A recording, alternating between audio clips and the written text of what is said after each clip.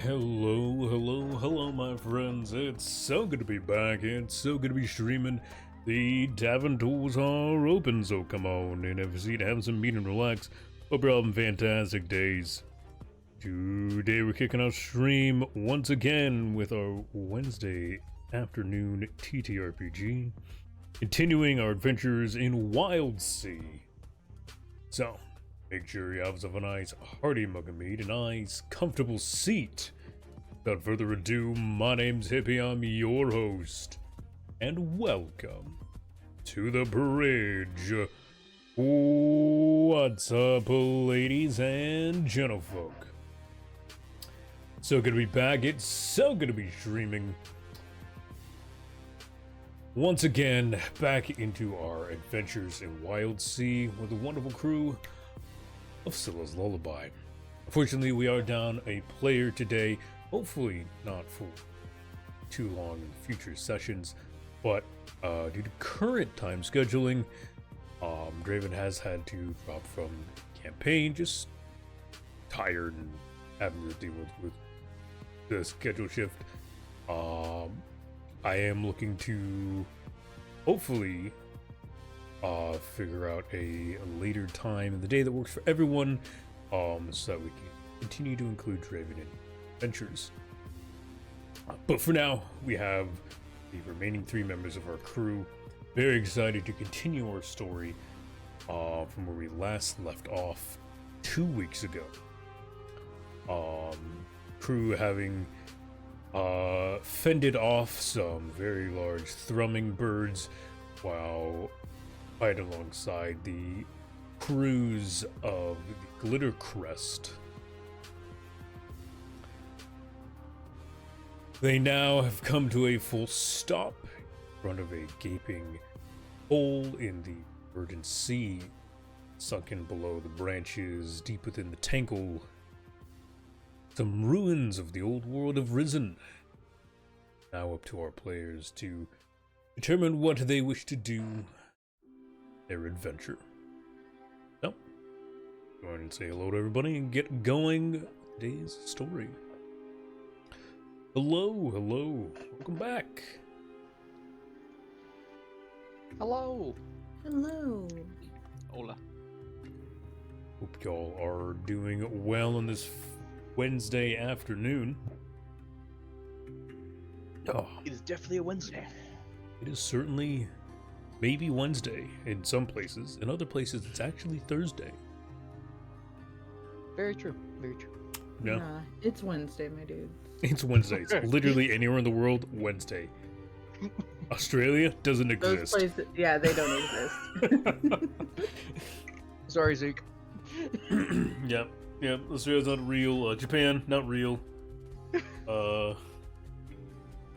Yeah. Look, if they were real, we would not have any disasters because they would have told us ahead of time, right? They live in Tomorrowland. Idiots. But yeah, I hope you guys are excited for the adventure. Do you guys remember? Or I guess Tequila couldn't possibly remember unless you've come back and watched. Actually, I just posted last session's VOD, so couldn't possibly remember. Which, actually, one thing I do want to notate before we get fully into the stuff here, for those of you watching, I am posting these VODs on YouTube. I do have a playlist specifically for Wildsea, and I will have one for Gravity Ultima as well when we continue that. But I want to be a little bit more organized than I was with Lancer. So making sure that this stuff is easily accessible and easily watchable for you guys. And yeah, hopefully it's a good time. Alright, so last session was a little bit less exciting. Just, try to keep mostly casual shenanigans going on, but big notes specifically for you, Tequila, is the crew of Scylla's Lullaby, as well as multiple crews of Glitter Crest, did engage in combat with some what are they called? Manticrows and thrumming birds that came up from the depths of the sea and below the thresh tangle. Having successfully fought off, or at least scared off, their aggressors, the Glittercrest came to a sudden and semi-aggressive halt as before them lays a fairly wide, gaping hole in the canopy. Who, having gone to the front of the Glittercrest, I believe dragons. The dragon screw, being the front of the ship, peering down over the edge, there is old ruins below the sea, and the Glittercrest is now preparing its multitude of crews for a dive below the branches. So we'll open up the scene with guys peering over the edge, the railings of the dragon's screw, past the archaic, massive blade they call a prow, and into what most people don't really ever see, the dark depths below branches. Beyond not just the tangle, not just the canopies, down into the sink. Light fails to break past leaves branch, where the air begins to grow toxic and uninhabitable, where the largest and most dangerous of creatures and ancient things can be found. Where most sailors would be remiss, where even veterans would find themselves steering clear of such dangers, unknowns. The bustle and hustle of crews attached to the Glittercrest is unmistakably the sound of excitement. Crews hooping and hollowing, readying riggings and ladders and ropes to lead down to the depths. Some crews grabbing a mismatch of equipment for diving, for delving deeper and deeper into the seas. You see gas masks, scarves, full dive kits being donned and adjusted and prepped, as those who wish to dive below also wish not to die to the ever poisonous and ever present Crezinine. I can never pronounce this. Crezerin. Yeah, Crezerin. It's annoying. Like many of the words in this system, it is fake and super weird, and I love it, but Jesus Christ. Mutagenic sap. Yes. The fool understand how to say this foreign language. Right, this made up foreign language. Yeah. Let me get right on that. Let me speak in mandible real quick. Creserine, for those who don't know, is the strange mutative spores and gases that well up from below the canopies, from deep down into the roots and the depths and the darkness. It is what causes the abundant growth of plant life and the mutations you find throughout all of the seas. It is what brings life to the heart trees and death to those who dare venture from their safe branches in the sky.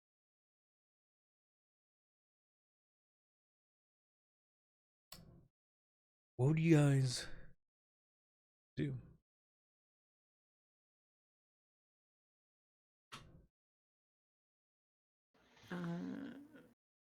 Before I go down and join the festivities, I would like to get some healing. Okay. Yeah, the sound of prep work and ins sheens. You see people like crates and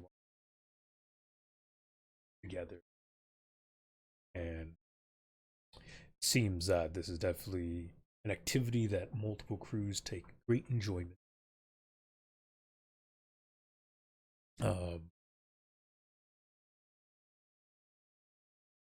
Heading back to the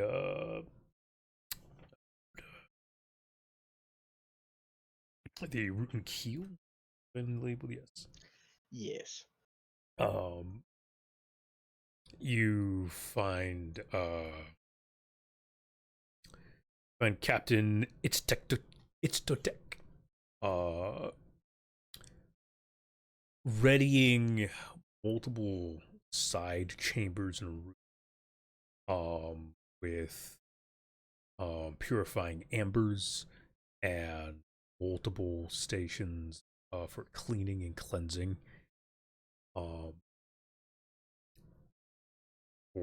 whatever instance may happen, making sure someone is cleansed of Krezarine is important to their immediate survival.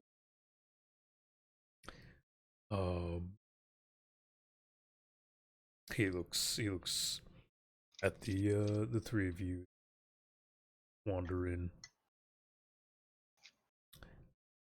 Quite the show you put on earlier. Quite the show we put on now. Oh yeah, everything still hurts a bit. Medical attention, I assume you will seek. At least for two of us. This would be best, yes.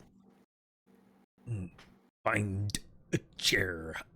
I will tend to your wounds, and my crew will tend to your wounds. His mandibles clicking and clacking. You can hear and almost see the increased excitement of the hive beneath his patchwork skin. Even under light cloth and dressings of a doctor, his body shifts and churns as even the doctor seems fairly very calm in most situations. The hive that lives within is excited to go beneath the canopy once again.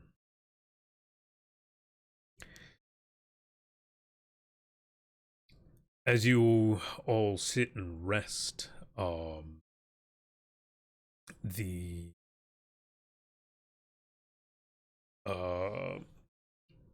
horns from the Glittercrest itself, ship at the center of the mass, center of the fleet, Captain Ozbeka chimes over a loud, essentially intercom.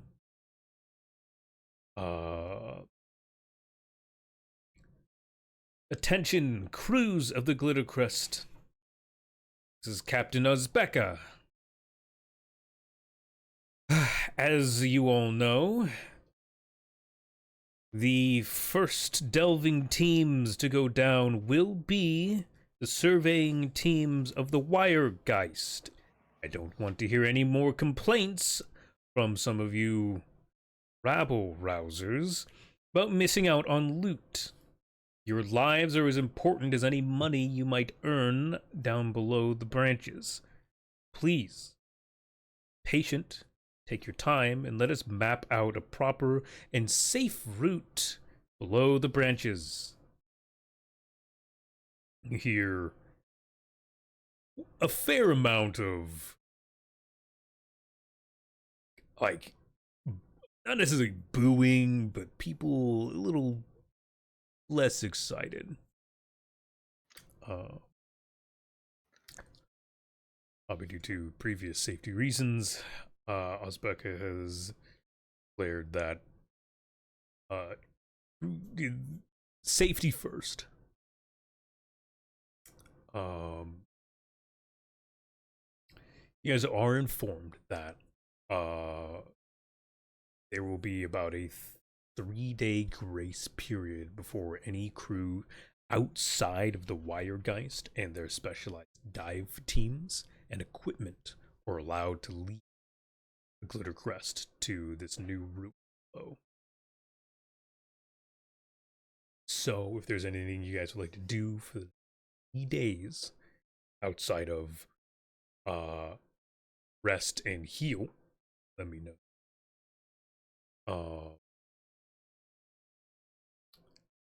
The rest of the crews are mainly going about and prepping. But if there's anything you guys would like to note or do, please now.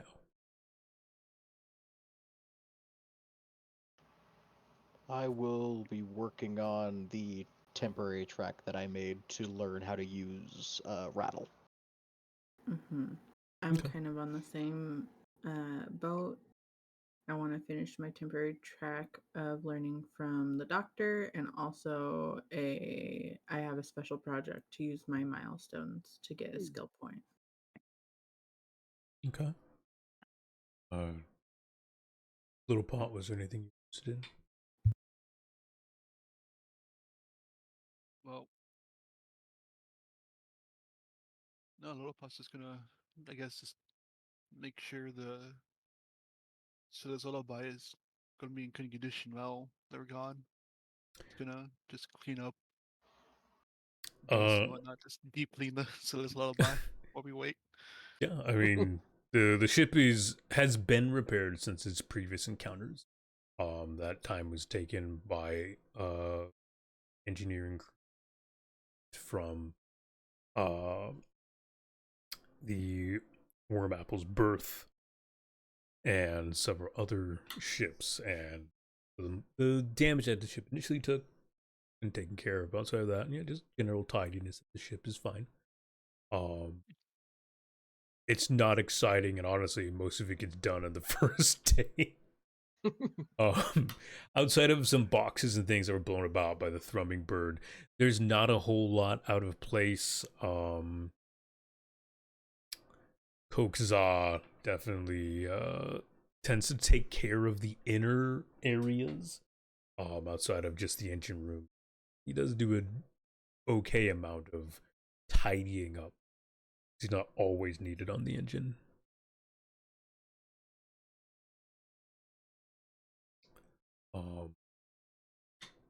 Was there anything you wanted to search, or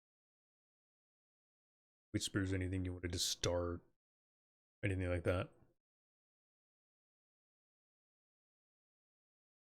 I guess I'll go around asking like any other chars aboard the Gitter Crest, like just exchanging recipes. Okay. Like any information they have on any neat like plants or animals to make for good dishes. Yeah, that's fine. Give me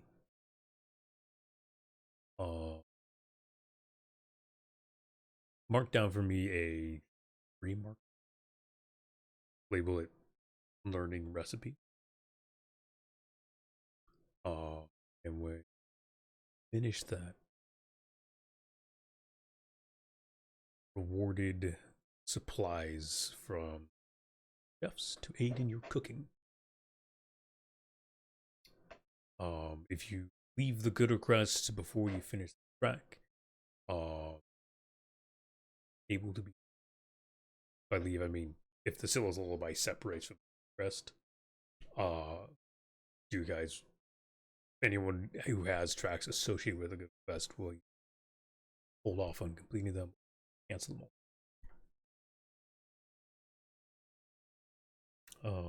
But yeah, Lunal. Lunarl. Yep. I know. I'm literally staring at it. My tongue just didn't work at the same speed my brain read words. Lunarl and Briars mark a track on your tasks that you went to do.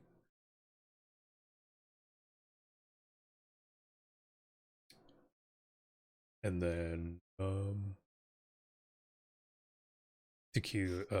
Little Pot also mark first track on the what I just had you make.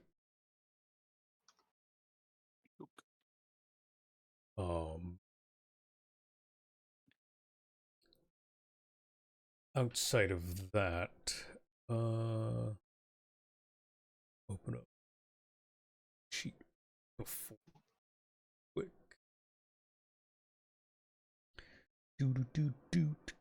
Do. We love having stuff.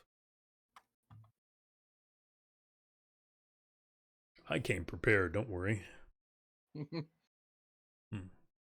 Me, the prepared guy. And did you want us to roll our d6s for healing as well? Yes. Give me recovery rolls.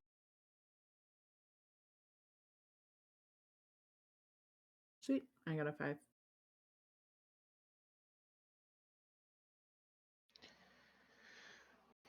A 2. Well, this isn't failable, so no matter what, you will recover 1 mark, and anything above a failure, recover twice as much. On a 5, 2 marks. On a 5, oh yeah, it's you're right. 2. You're right. You're right. Rolled a 6. Yes, it would be 4 marks. No, it was a 6 last time. That's why I was thinking 4. Suck it up, buttercup. Anyways. Shut up. Pull me back. I'm about to punch the GM. You can't punch the screen, God. even. I literally can run over to your house right now. I'm gonna punch you. Yes, you literally could. Yeah. The first day, nothing much exciting happens. I will give you guys the chance to either, the next 2 days, you'll either need to heal or work on track. Man, what a hard choice for me. Little Pot. Little Pot. Perfect condition of health. Literally spends entire time in kitchen. What is combat? What is combat? Oh, this giant skillet? Nah, I don't use it for combat. I have a ship to feed. I need it. You say ship feed. There's like 4 mouths the Ironborn doesn't eat. I'm counting for each one Briar had. They all lead into the same colony. They'll pick it clean no matter what. I've got mouths to feed. It's actually a really weird concept. Is how the fuck does Zelicrate eat? I just imagine that you just chuck it into the colony and it's just disintegrated as the spiders like take mealworms. chunks. I guess the spiders but, just take chunks each. Just I mean, I guess they are mutant spiders, so I was gonna say that's not how spiders work, but it's not how real spiders work. Fantasy mutant spiders, yeah, they probably like eat things. Yeah. I'm gonna learn from the doctor. Okay. Choosing to from the doctor, go and mark a track on that.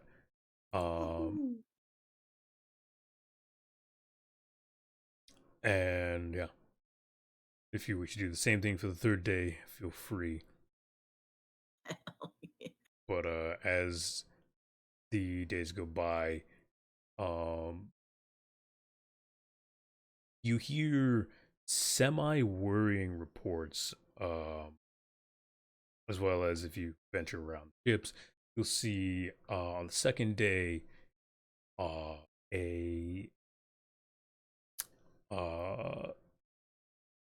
kind of rigged up exosuit from one of the other ships is pulled up out of the tangle. It is mangled.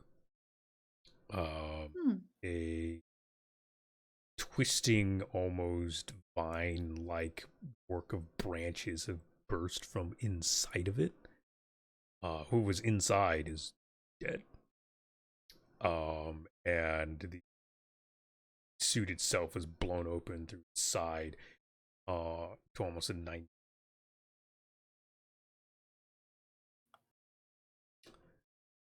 And the third day, Captain Leo of the Wiregeist doesn't come back.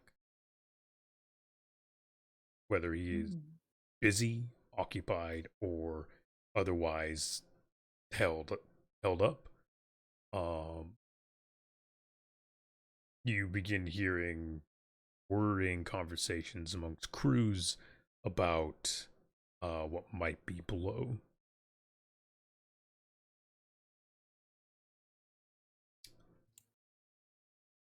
And at the end of the is there any tasks or anything that are completed before we get into things? I finished my track learning from the doctor. Learning Okay. recipes would be completed by now, right? Just spending those 3 days. Mm-hmm. Yeah. I am going to spend both the days healing. Fair. So, Carl, you get a Point to 10. point to 10, yeah.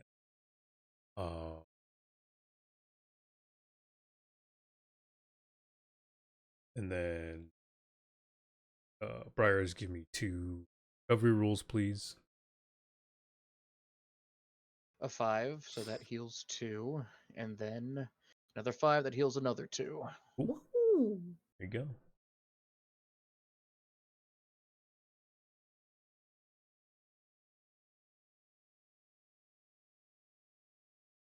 All right.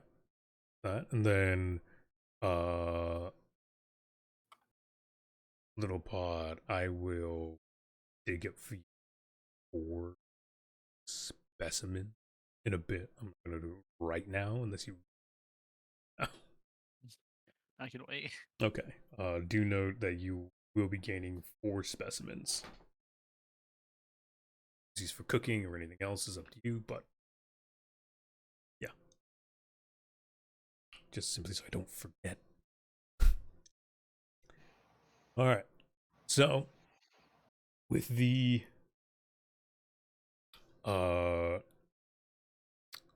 rising of, well, I guess, yeah, I mean, the rising of the sun on the third day now reached about, looks to be about noon. The sun is beaming down quite brightly through the branches, through the tops of the trees, and onto the ships. A loud horn is blared from the dragon's screw, followed by the sound of drums kicking off on multiple ships. You see the fleet captain Ozbeka standing up at the helm of Glittercrest, and she raises up in the air a pistol and pulls the trigger. Flare flies up into the sky, bursting into a bright green puff of smoke. And off the edge of the ship goes multiple crews in their different riggings and different machines, contraptions, or just simply grappling hooks and ropes. About 20 to 30 men leap into the verdant seas.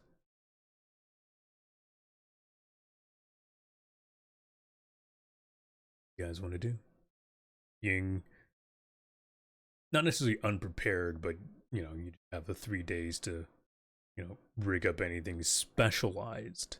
Do you still have your normal whatever face mask you use, whether it's a sealed scarf or an actual gas mask or something? All have the ability to don those in case of Rizarine spores or whatnot. Reports do notate of multiple rooms, halls, and entire structures that currently don't have any spores in them. The ruin seems to be mostly clean, but also there is a bit of sporadic reports because Captain Liao and most of the server, well, not most, but a chunk of the server team still haven't returned.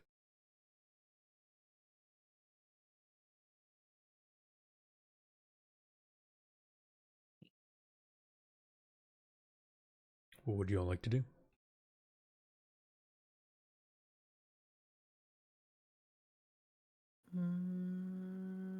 I'd like to go help in the search for the missing. The missing crew of the Wiregeist. Mm-hmm. Okay. Then we shall, or at least Briars will accompany you. So we're a little pot. All right. You guys don what gear you can to leave yourself any unfortunate contacts. I don't think any of you have anything special in terms of diving gear. Yeah, no specialized gear there. All right. Well, peering over the edge of the dragon's screw, watching the other crews begin to disappear into the different ruins. I guess also as a reference, what you could tell, this gash in the sea is probably half a mile long and just as wide. The depth, uncalculable, not from where you are. Closest solid surface from what you see is probably 100 feet down. It gets pretty dark pretty quick, but there is riggings and whatnot pre-built in to aid your descent if you choose to use it. You can jump off with a rope and grapple if you would like to. Stop you doing stupid things.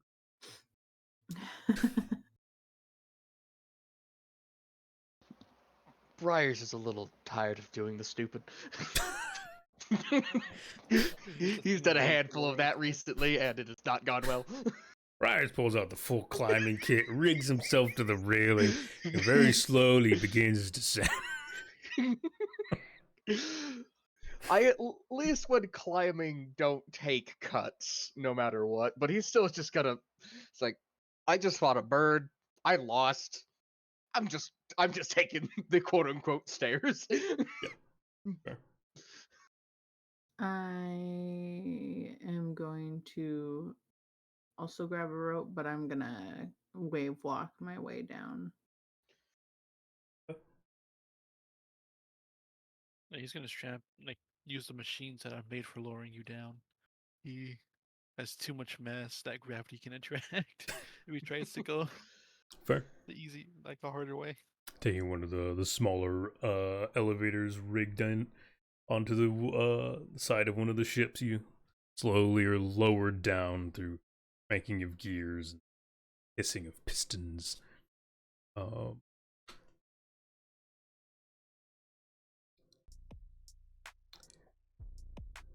You each find that the descent is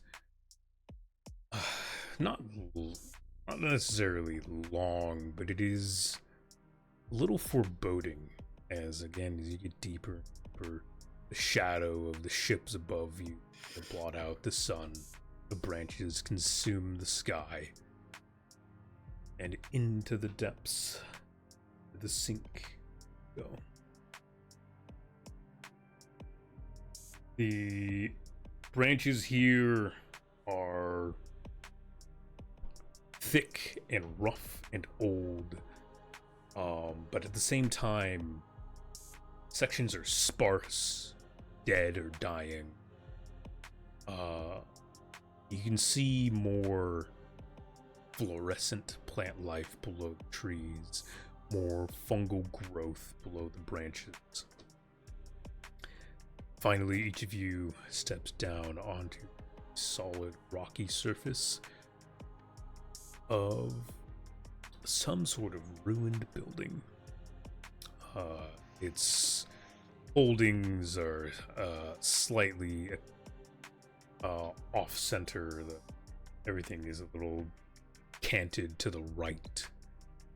Before you, wide entryway, no door, just stone, square-ish entryway, maybe 10 feet tall and about as wide. It leads into what can only be a long, dark hallway.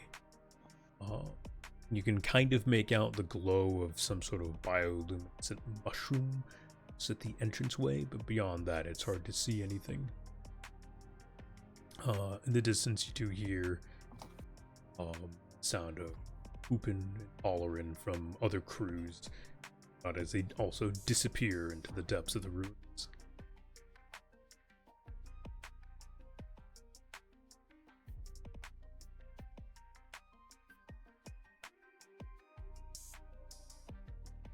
What would you guys like to do?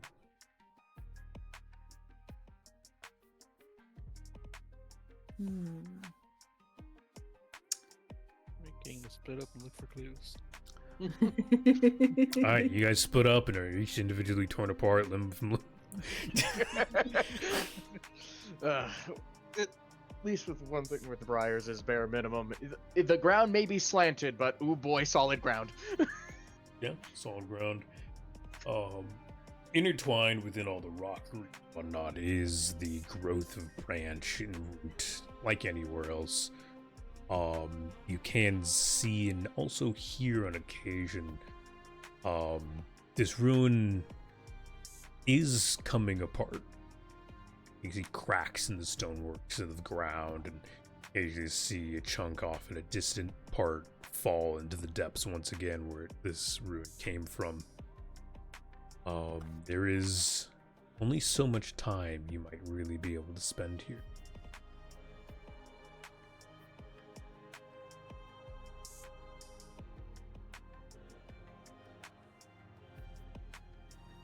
Well, I believe the goal was looking for the crew of the Wiregeist, so I guess we should get started, huh?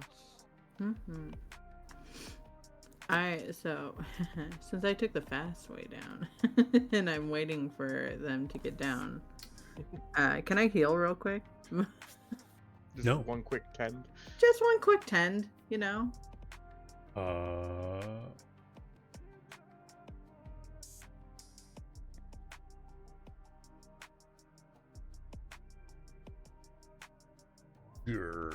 Yeah, you're so nice. Yeah, I got a 6. Nice. You'll gain the normal 2. Hooray. That shall help immensely. Oh, I guess one thing I should ask is, do you have a Specimen to use. specimen to use for that?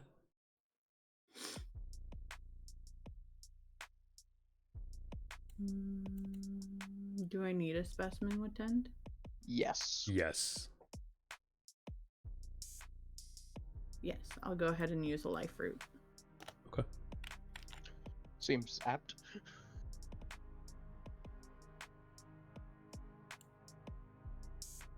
Sweet. All right. Yeah. Take a little munch and sit and wait. I mean, you guys, I technically said you guys all made it down at the same time, but yeah, you're fine. Thank you. Journey forth. Onward and downward, I think. Sure. Are you going into or over or onto, under? You can jump off the ledge and go deeper into the fucking trees if you want. I say into the ruin. Yeah. Yep. Okay. Venturing into the ruin, again, lining the door is a light, like blue purple glow of small bioluminescent fungi.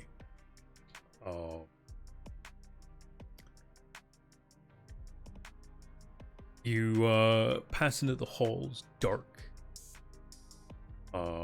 and dreary and cold, but yet the sound of life can still be heard throughout.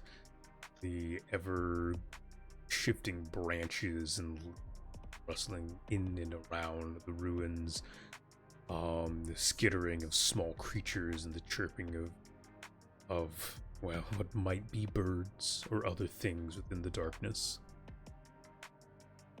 Do you have any light source in this? You guys have a Don't light source? think- I don't have think firefly any- bulbs. Yay! There you go. Flicking on some firefly bulbs, Captain Lunarl leads the way. Let's go, gang. I'm gonna have my iron pen at the ready. The oversized cast iron pan, ever at the ready. The halls and shadows stretch along in the light of the firefly bulbs, and not too far into your journey, you spot off to the side, slouched over something. We could only make out to be humanoid form. Body, dark shadows, hear a light wheezing of air, as if struggling to breathe, clanking of light metal on.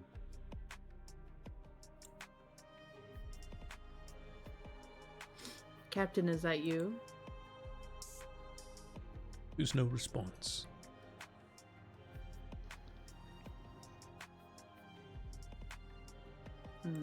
I look back at Little Pot and Briars and instruct them to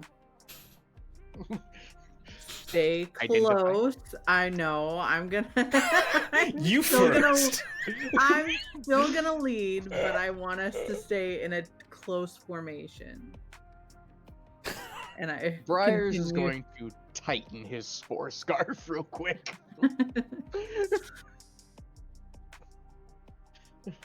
and yeah, and we get closer. As you approach, the light finally catching around the shape, the wheezing sound coming from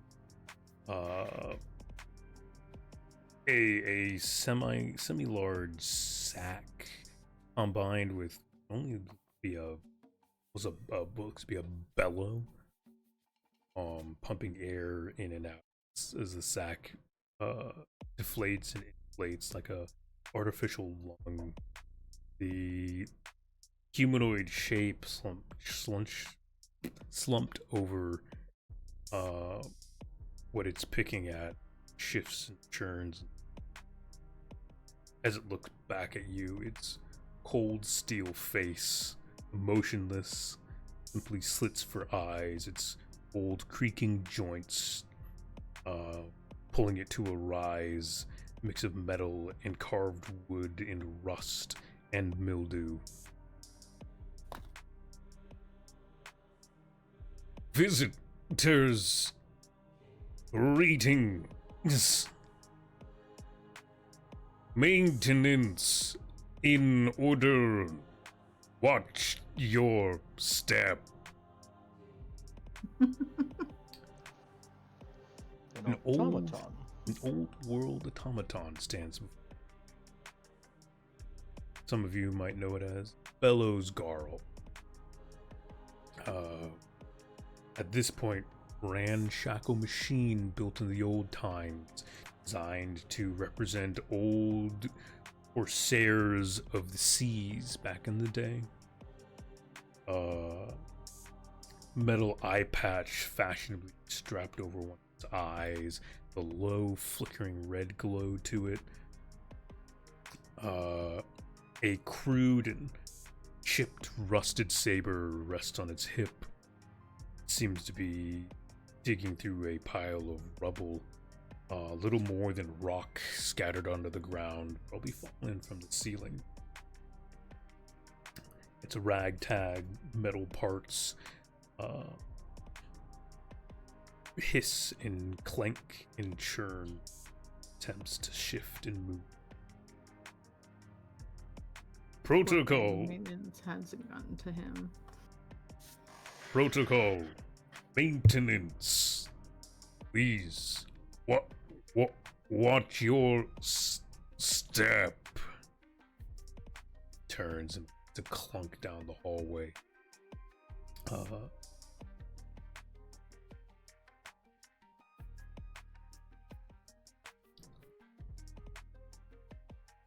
How much do you think an automaton goes for?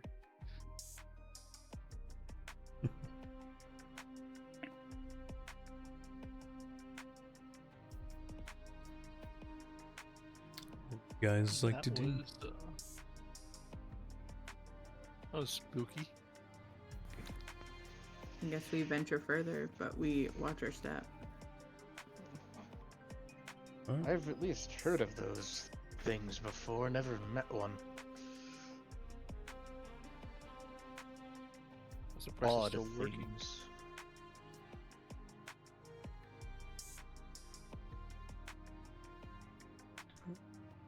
You guys continue your ventures, churning down hallways here and there. You do pass by a multitude of rooms.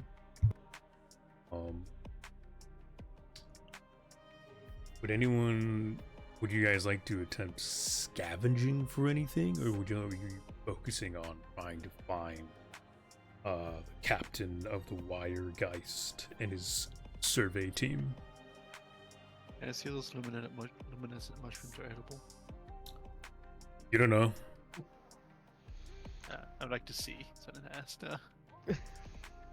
Would I you would like to? suggest maybe collecting them first and trying the tasting later. Just eat You may that be shit. immune to poison. But just in case. Little bot, what would you like to do?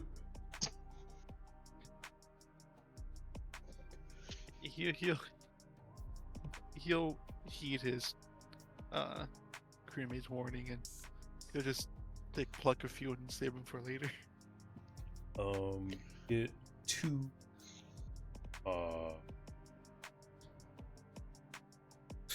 light shroom specimens. When you pluck them, their glow dims but doesn't die out.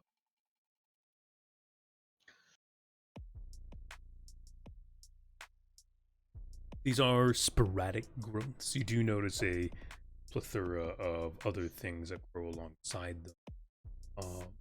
And at one point, when you pluck a couple from their holdings, they rot in dirt that they grew out of crumble. Could only be a human skull rolled out across your feet. Oh boy, broth. I'm scared. Do not bone broth the skull. Far too old for any marrow to be gained from it. There is no sustenance that can be gained from that, let alone flavor. We literally just made Krezenin broth. That's literally just poison. Really, really nasty poison. Yeah, so Oh, alas, I knew him well.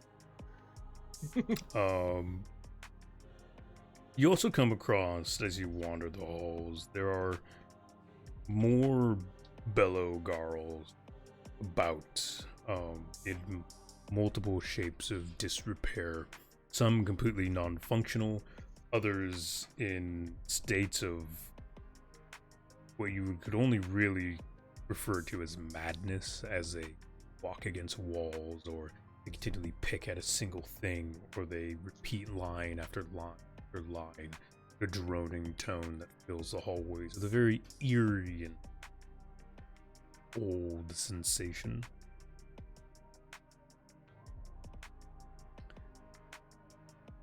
Finally, as you round a corner, you see a light off in the distance. The whispers of a couple of members of the Glitter Crest can be heard coming from down the hall. There's about 3 of them.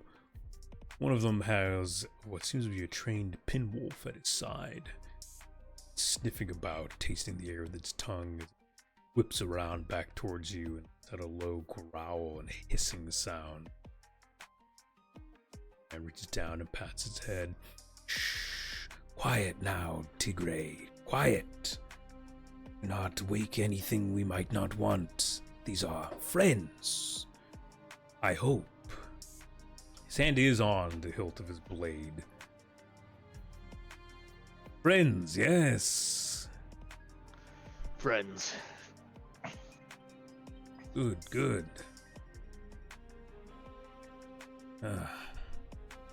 Seems we've stumbled upon a shared hunting ground, yeah?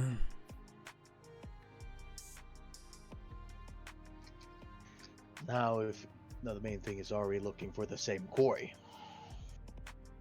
I think we all seek riches, no matter what man or woman or thing.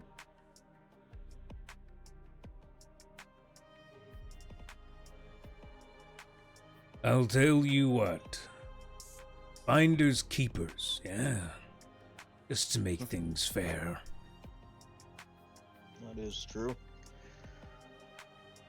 We're at least mainly seeing if we can figure out what happened to some of the members of the Wiregeist down here. Ah. A bunch of goody-goodies, Well, good luck in your search. This ruin is a maze. Almost got lost if it wasn't for old Tigray here. Pinwolves, such a trustworthy beast. I say, leave that old captain fool to die. His ship's up for grabs, yeah?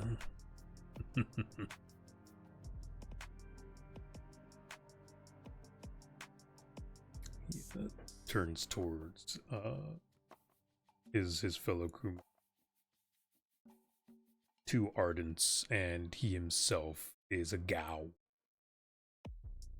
One of the fungus people. Mm-hmm. Right. You heard them. They're just here for the captain. No harm, no foul. Nods and laughs a little bit as he turns and goes to open a door. It kind of shifts and doesn't quite budge. It seems to be jammed by something. Come on, put your back into it. Give it a kick if you need to. The loud sound of clanking can now be heard as to ram his shoulder into the door repeatedly over. As the door shifts just a little bit, hear the low hissing of the pinwolf go from seems to be more of a neutral mentality, suddenly almost yelps. See the hairs on his back spring up.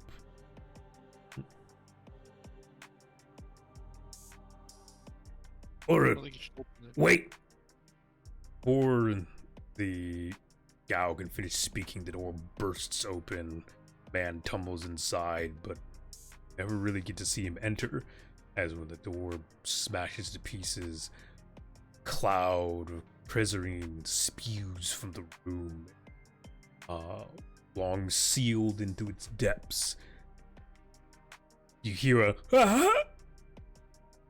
before a mushroom bursts from the man's throat, and the skin almost melts from his bones.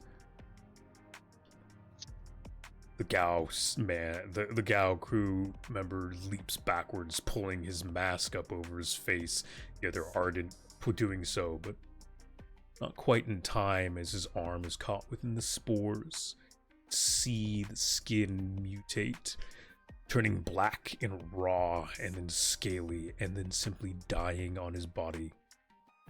He falls to the ground, screaming in pain through his mask as the Prezarine seeps down onto the floor and fills the air, slowly covering the man as his howls of pain and agony die out. Barely the image of a human can even be seen what lays on the ground now, a multitude of mutated skin and root and fungus. Gao looks between them, guys. Shit. Worst luck. I'll have to tell the captain about that.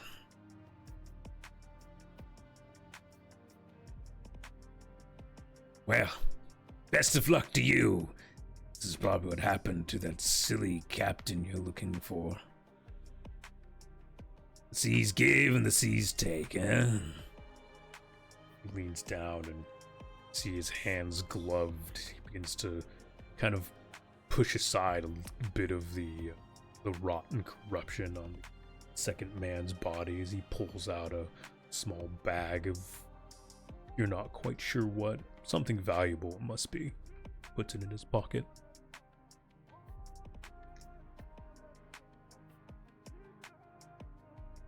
Well, I'm heading back out, I guess.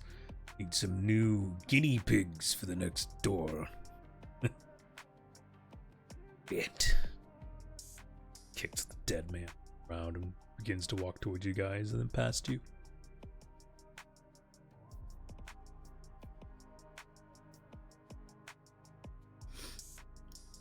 Luna's gonna watch until the man disappears from sight, and then she's gonna loot the body.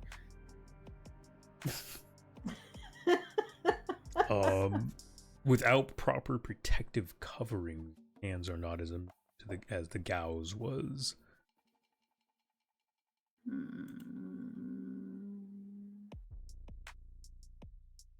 You all come with face covering, meaning that you can safely touch Prezarine either. Yeah, I can only pass her safely because of wave block. Mm-hmm. That's true. So, do we continue to look for this captain, or do we head back like Mushroom Man over there? It seems as though we shouldn't explore forward. We can only go back at this point. The cloud of Prezarine isn't filling the entirety of the hallway. You can slip past it if you. Ooh.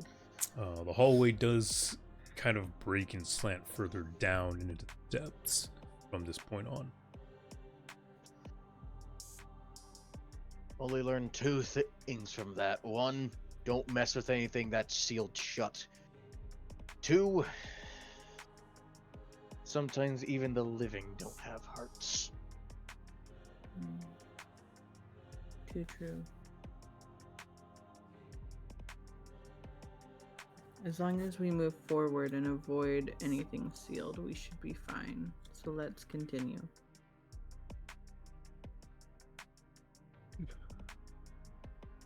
Okay. Little Pot holds his giant pan a little bit closer. Little Pot's like covering his mouth with it. What's the pot between him and the prison's Presidents. Yeah. Say we.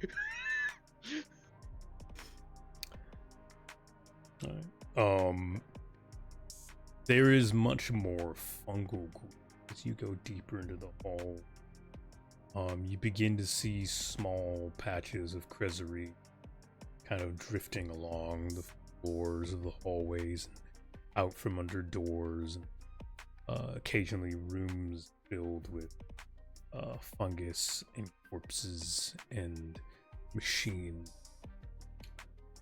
Finally, branch into what could only have been some sort of grand hall at some point, maybe a meeting room of some kind. It's hard to tell, but the ceiling's higher, the room is just larger. You can kind of make out what probably used to be windows, just barely letting in the lightest bit of the sun from the surface above, so very high, though the streaks never get to touch the ground. Small layering, or thin layering of plant and fungus and roots scatter the ground, and the obvious and present smell of burnt ozone can be sniffed out just ever so lightly. You can see off to one side, probably a recent addition to the room. Multiple scorch marks that line across the wall like lightning strikes that have been scattered across the room. The corpses of but a few Bellogarls can be seen. Streaks of lightning scorched through their metal plating. The corpses of but a few members of the Wiregeist can be seen here. An ardent man in seems to be a metal cage, similar to the exosuit that was pulled from just the other day. Its insides blown out from within. Once again, a almost explosion of a root has burst open its machine. Another crew member impaled by, you can tell, the severed arm of a Bellows Garl lays on the ground, his blood drying from probably a day's time having been down here already. You can see small critters picking at the flesh and bone, as well as fungus growing from different parts of his rotting corpse. But there is no Ketra here. Captain Leao's body is not to be found, as well as the other members of the survey crew. No corpses. The room itself said tall, wide. You can see old crates and shelves and racks of things. Some decayed and fallen apart, others recently picked through or opened or splintered, and some probably from the Glittercrest itself. Recent additions of crates and research gear can be seen scattered and thrashed about. On the far side, the halls continue into the darkness.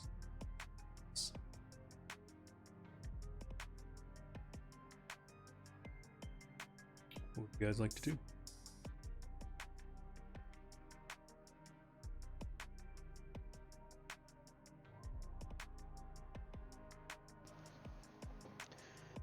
Is there by chance an extra light to pick here? You can certainly attempt to scavenge for one. Ooh boy, my 0 scavenge. Due to this being also a scene of recent errors or recent additions, you add a +1 to your scavenge attempt. I'm seeing if any of my edges might be able to help here, and not at best maybe instinct because senses, but I don't think that would really help. I mean, if any of the other players would like to attempt to assist. I can try to attempt to assist. I have You're the only scavenge, one and I with light. have tides, and I have light. Okay. Well, you will gain one additional advantage for having the assistance of the other members of the team. 2 dice. Let's see if there's anything useful. There's a 6. Woohoo! Alright, yeah. Specifically pulling it from the crumpled rigging of the exosuit off to the side, you do manage to pull off a functional crank light. It's power housing removed from the waist of the exosuit can be worn like a belt, and it's literally just a crank generator. Its inner components potentially unstable, so probably don't hit it too hard.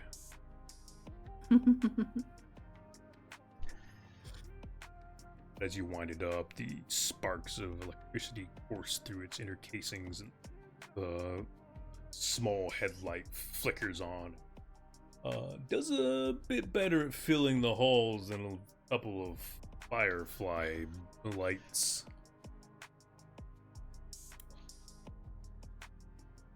This should help. As you light up the room, something along the walls moves. Hear the skittering and clattering of rocks up the wall, along the ceiling, out further to the darkness above. Something knows you're here. Delicious. Concerning. Man. It's probably friend-shaped. The amount of things that are friend-shaped that we know of is maybe 3 in this entire area. Well, we just found a new one. Hooray.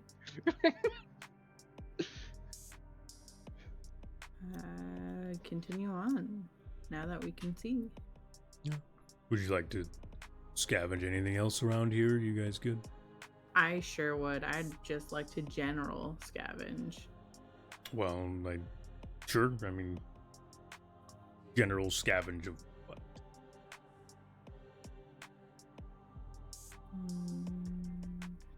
Any specimens that might be of assistance. s- Either Specifically, I'm going to ask, from the things I described, scavenge from.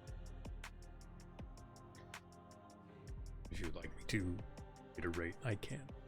I would love a reiteration. Thank Okay. you. Well, there is still the exosuit, though its insides have been burst open by root and wood There might still be something salvageable there. If not, the entire suit itself might be something you can get back to the Glitter Crest. Who knows?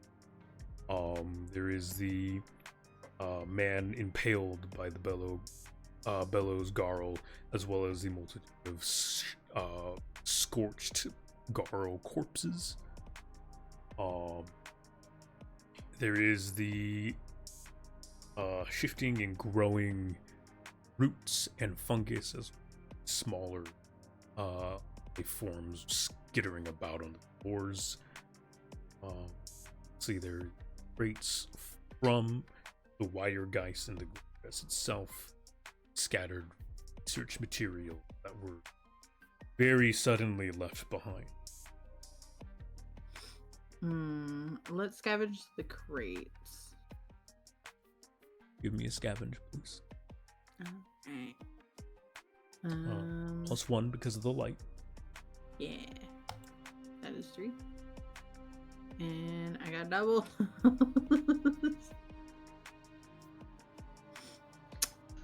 That is 3. All right. As you begin to kind of look through the crates and whatnot, you find one that is excitedly unopened. As you pull it open, to the best of your ability, the box kind of breaks apart. It's slight kilter and probably very hastily dropped status has left the crate a little less than stable. Its contents spill onto the ground, beakers and vials of something shatter and mix onto the floor. The smell of chemical reaction slowly fills the air as you hissing and splintering and cracking as this concoction makes contact with some of the fungi and the roots immediately begin to rot and die.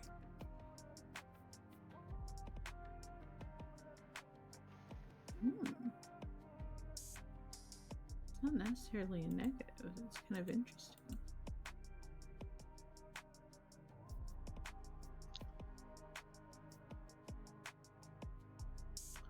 Well, if we find another crate, we'll know what those are used for. Anyone else?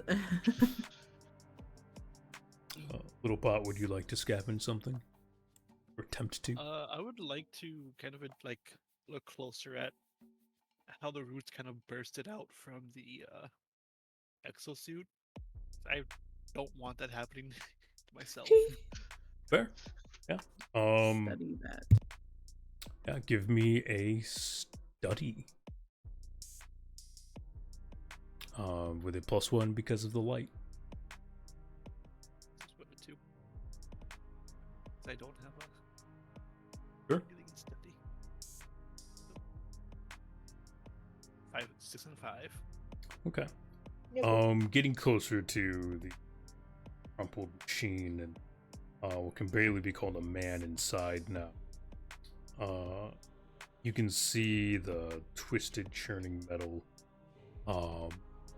where on the upper like shoulder area, I guess like where the collarbone machine would be, see a decently sized puncture hole, probably inch in diameter. Something punched through.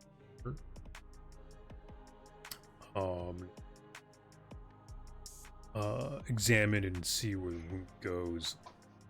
You can see it's shattered the collarbone and shoulder of the man's side.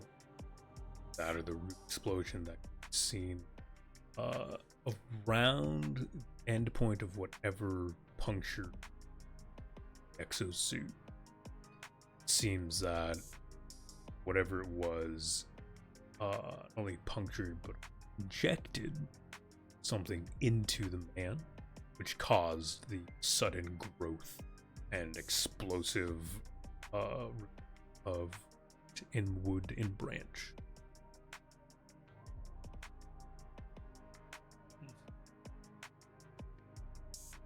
I'm gonna kind of relay that finding to the other two.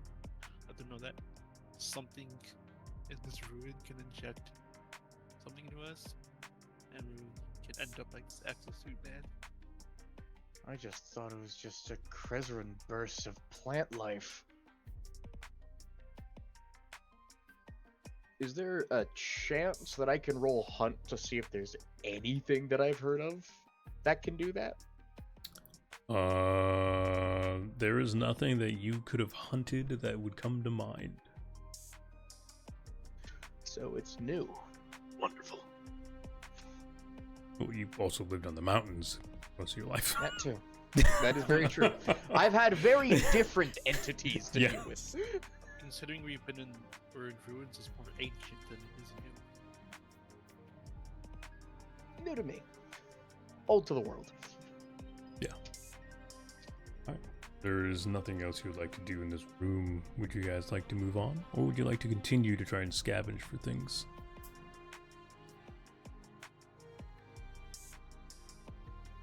Anything else the exosuit might have on it that we can kind of just take off that would be useful? I mean, do you want to take the scavenge roll? Sure. Alright. Roll scavenge for me. That's a nice 2. Eef.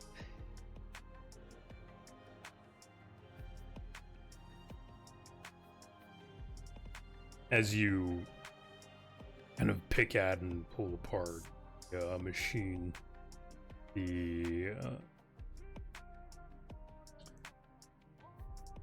upper body shifts and slumps back, ripping open the root and core of whatever was injected. Burst of Krezeran shoots into the air. Little pot run. Hit it with your pot. What do you do? How do you respond? Gonna kind of just dive back immediately. Okay.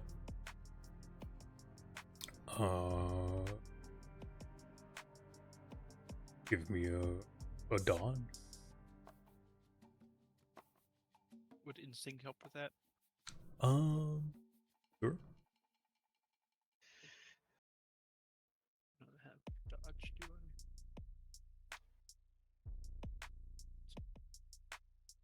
4 and a 2.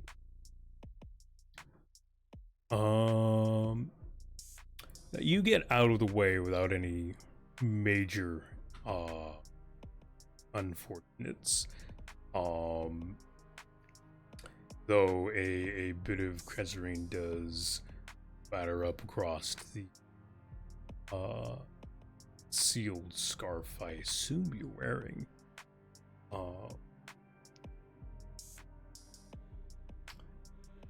You manage to avoid most of the danger. Do mark 1 point damage.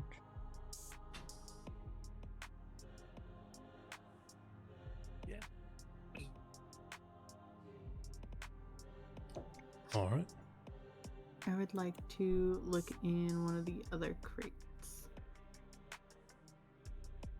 Okay.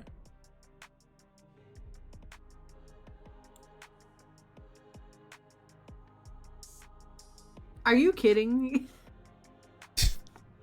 This is what we like to call in the business the big oof. As you dig The around, same roll? coming up to crate after crate, unfortunately, can't find another one that hasn't already been either unloaded or fortunately torn apart by whatever came passing through. Or, there isn't much else to really scavenge from the remaining crates. Most of their contents are missing or destroyed. I have 3 dice. 3 dice. Same roll twice. The chances are low, but they're there.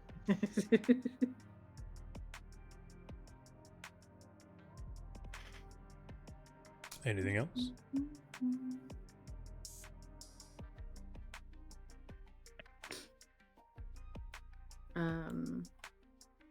Loon looks to the crew, to her crew, Mm-hmm. and around the room, and kind of sighs. It seems as though we could weigh options here. We know that venturing forward would be quite dangerous.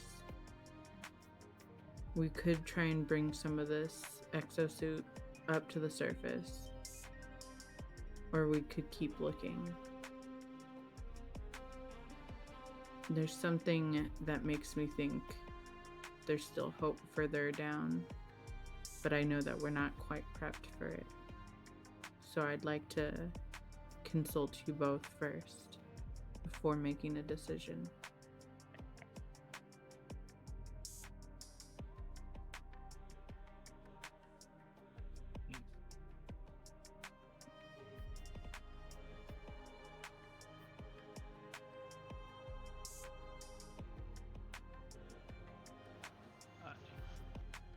Do you think, Briars? I would still like to figure out where they went missing.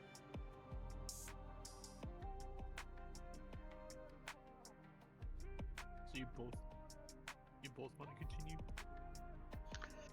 Yep. Yeah. It seems as though that is Have to the case. continue then. onward as well, then. We should definitely just keep our guard up. My guard hasn't dropped. Right? It's like, keep guard up. What the fuck? I never stopped. Brother. Fortify yourselves. Do it more. Loon nods and looks back down towards the hallway. All right. Ladies first. Sure, let's go. And she starts stepping forward cautiously.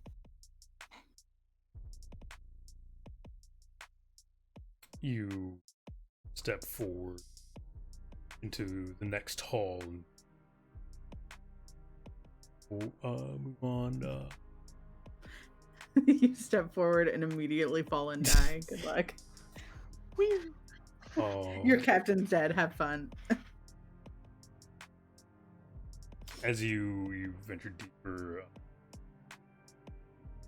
again, the maze of halls and rooms kind of brings dour mood to the whole adventure. As you to see old bones, scattered corpses there, more and more bellow garls rest in disarray.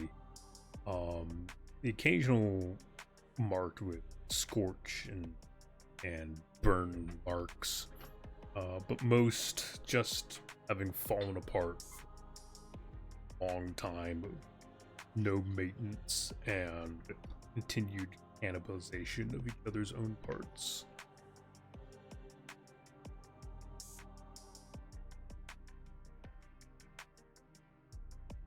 I'm across a small group of Garls huddled together, about 3 of them.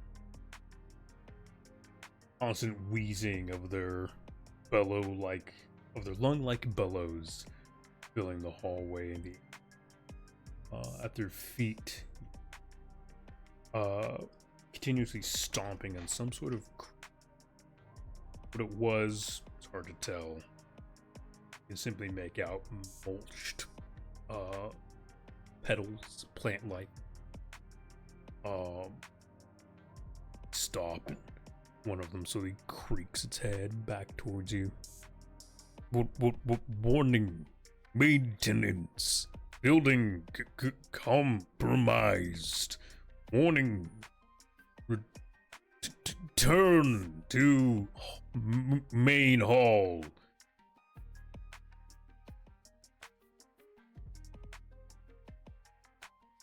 It slowly rotates towards you. It's chipped and broken saber in hand.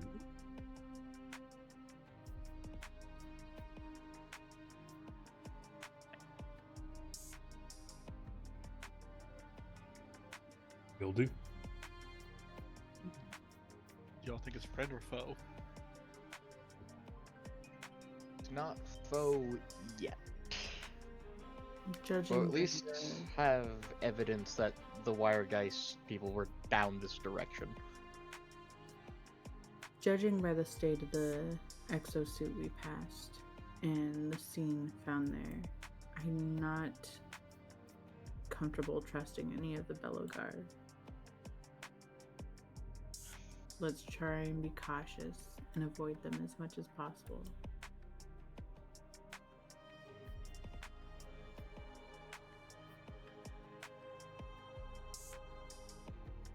Sneak around them. I mean, it plainly They staring already at see you. us. You could attempt to go a different path to sneak around them, but it would require backtracking.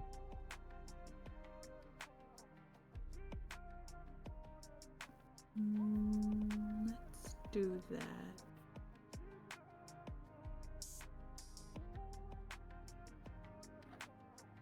That'll be the best option for now. Use the backtrack, winding back through hallway corridors. Seems to be a route around a group of Bellogarls. Though, as you walk through, it's a little damper here, a bit more moisture, air. Walking.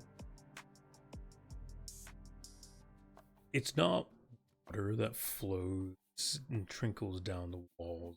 It's certainly liquid. Hard to tell in the yellow glow of the small headlight. But there is a liquid down so slightly places here or there, originating from a multitude of vines and roots in the ceiling.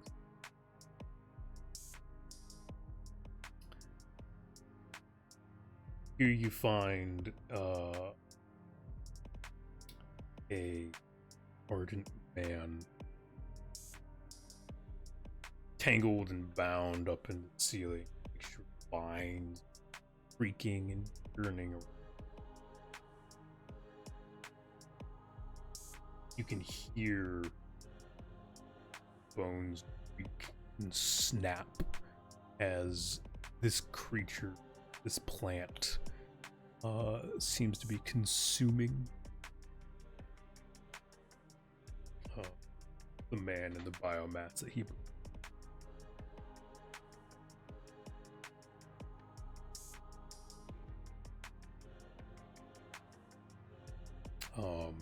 He is dead. He's definitely dead.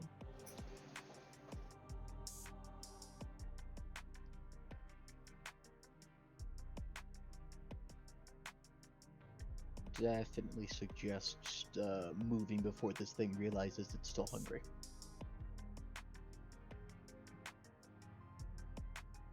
Agreed. Let's go. Step by. Simply going around the scene. The vine-like creature seemed to respond to you at all. Continues to rush and devour its meal. It's busy, it's munching. Again, Together the with Fury and Diet halls as well. grow quiet, lonely. It's the three of you, the echoes of your footsteps, the low war, the crank generator giving off electricity, filling slight ozone scent and taste. Briars, you are noticing you're noticing a tingling body. Several members of the hive have definitely relayed that the static buildup is becoming a little uncomfortable.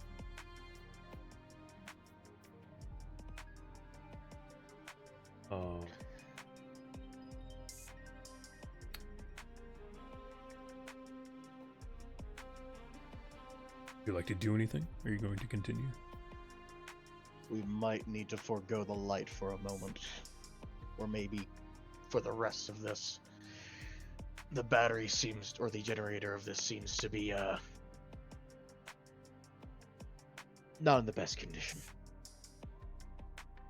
Since we are just in a singular hall, I feel that could be fine. We'll just rely on the firefly bulbs for now.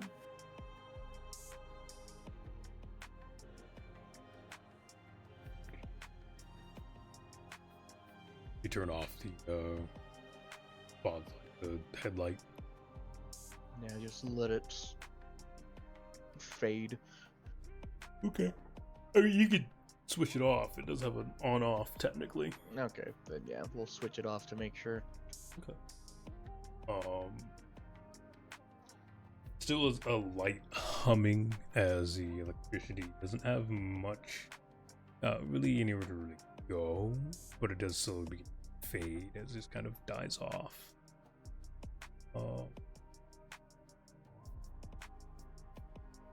As you come to the distance, you hear what sounds popping of gunshots. Definitely outside of the building, you're definitely coming from above you. You're not sure where. Definitely not far enough to be from the Glitter Crest itself. It's only 3 shots before there's no more.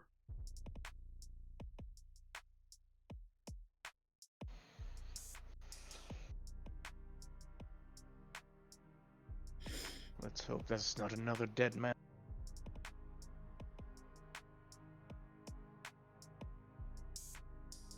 We should continue going. There's not much we can do for them.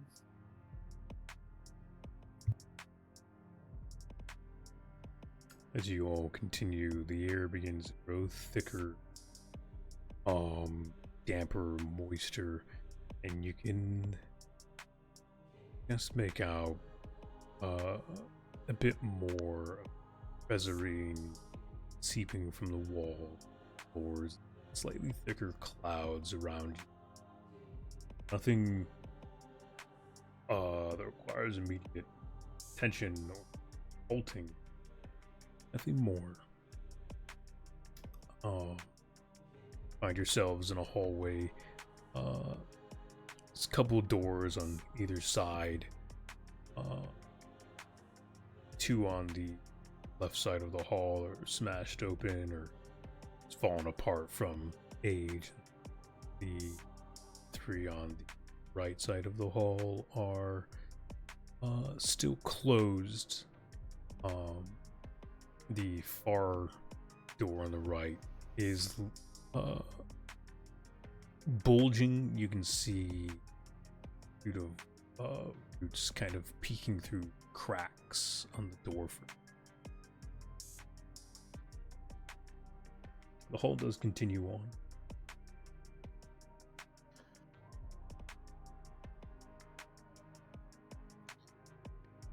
Can I roll hunt to see if I can find any evidence of people heading in any direction here? Sure. Possibly another one of those suits. Sure, if you like.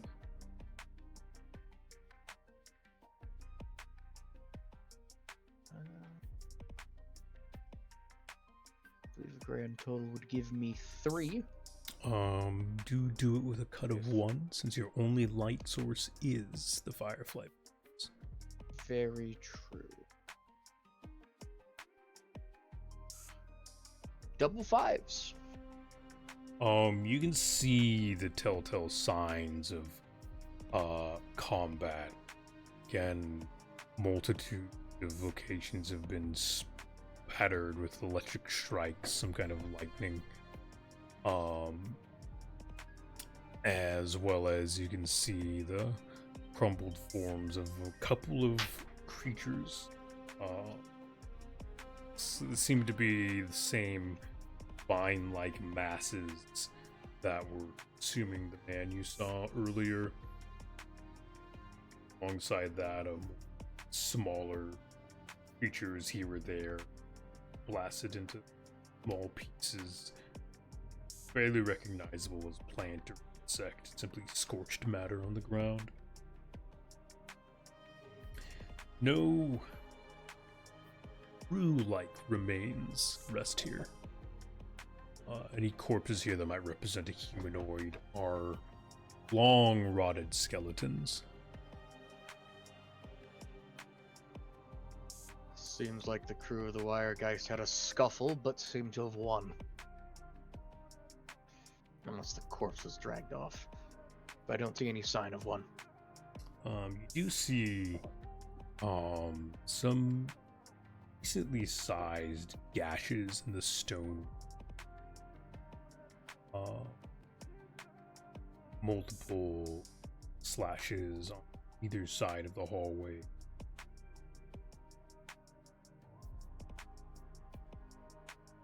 What were they fighting down here?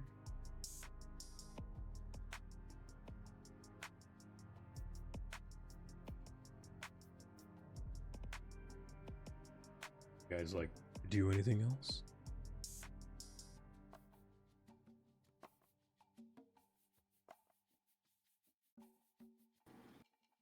I'd say we keep going deeper.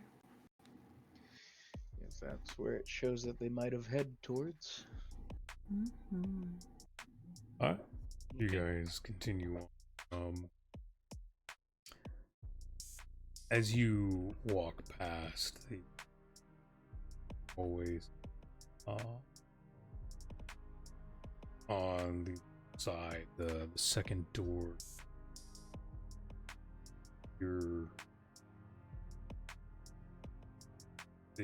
a low wheezing sound, scraping of metals. Something is moving inside. But continue on.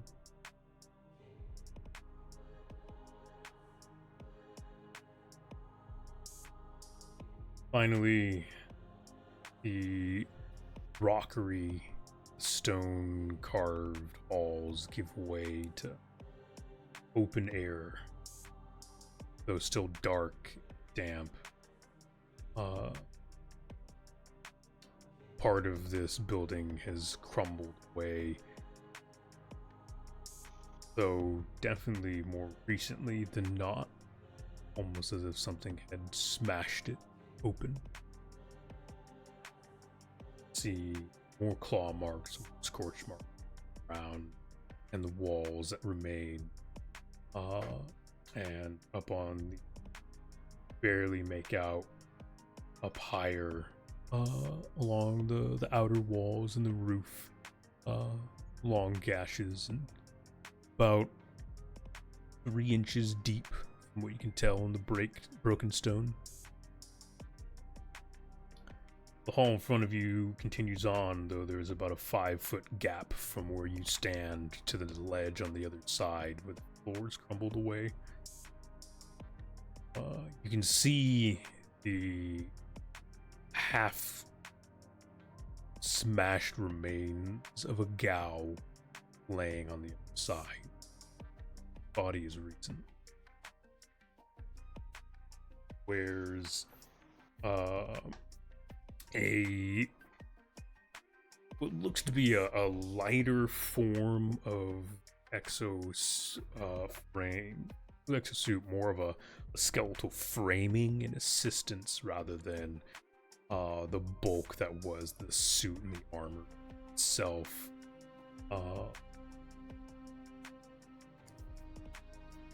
You can see the small satchel has been tossed out from his hands and lays spewed in a mess in front of him.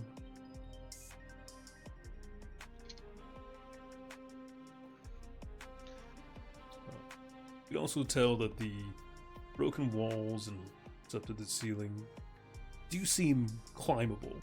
Wish to try.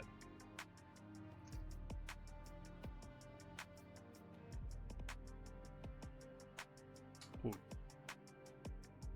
do you guys think?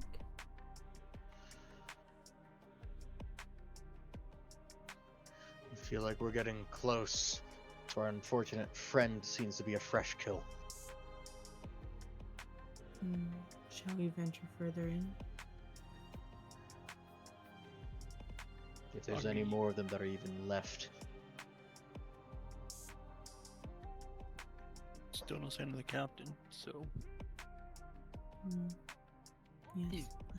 Let us continue then.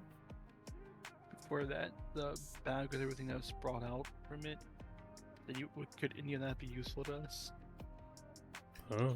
Would you like to We'd have to cross get the gap to and the check? other side.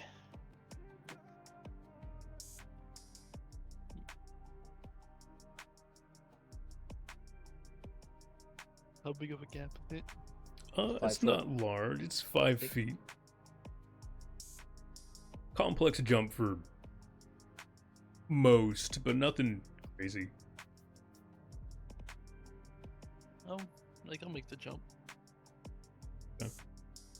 Yeah, I mean, Little Pot's 8 foot stature makes it much He less takes of a a jump. large step. totally.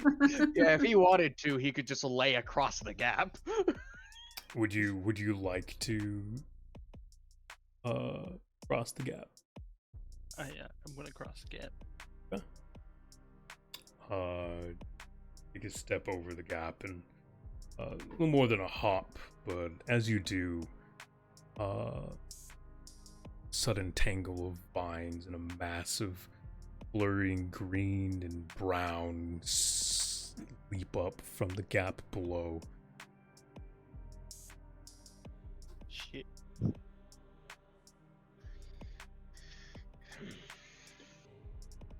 You do?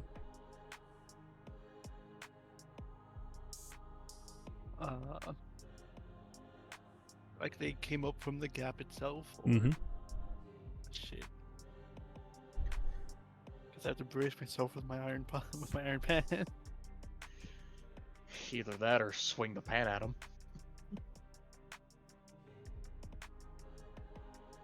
Like, this is just plants, right? Hmm? This is all just plants. From what you can tell, it is a plant-like thing. Okay. Can I see if this heating element could if I could burn it so I can have a way back across? So I can use it kind of push part of the thing out of the way or not at all. What heating element? I just have a heating element salvage on me. Yeah. I don't Sure. know what it is. It's I just a mean, heating element. It is a, yeah, I mean, it's just a thing used for heating, so probably something you commonly use for on the spot stove. So yeah, I mean, a simple tangle of coils and simple chems or electricity that heat the metal itself. Would you like to spend your heating element to ward off whatever this is? Yeah. Okay. Well, roll me. Are you? I mean, it's you're technically rolling an attack, so give me an attack roll. With a +1 for using a tool, an additional +1 advantage for being heat based. So 3.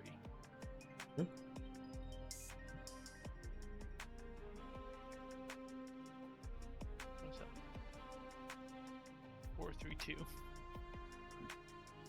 All right. Though it is not with grace that you manage to get it between your body and the vine, the snake-like vines that attempt to engulf you. The simple heating surface you use for the makeshift stove on occasion and camps and whatnot to suffices to prevent the entire coiling of your body as it attempts to wrap around your upper limbs. It catches the heat and writhes and retreats ever so slightly from contact, instead choosing to bind your left leg and attempt to drag you below the down into the gap that you now stand over.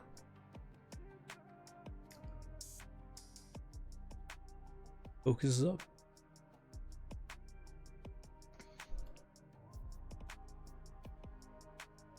You want to have anything short?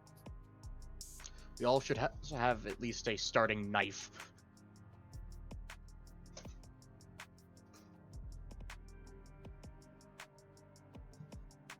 Have a knife.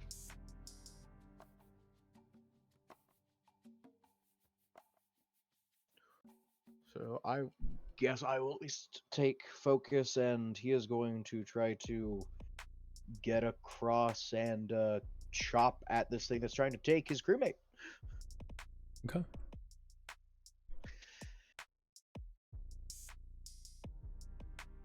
Do that.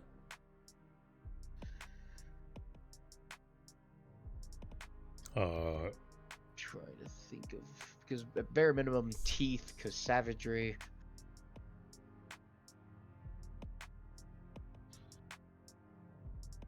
Hack makes the most amount of sense, but I don't have any things in hack.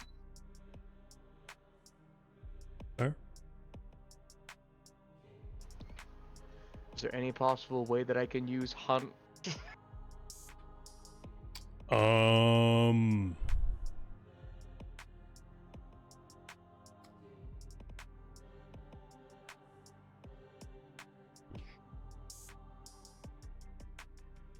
I'm gonna say sure, but you would take a cut.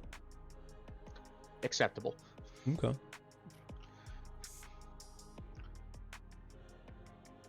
It's better than just rolling one dice still.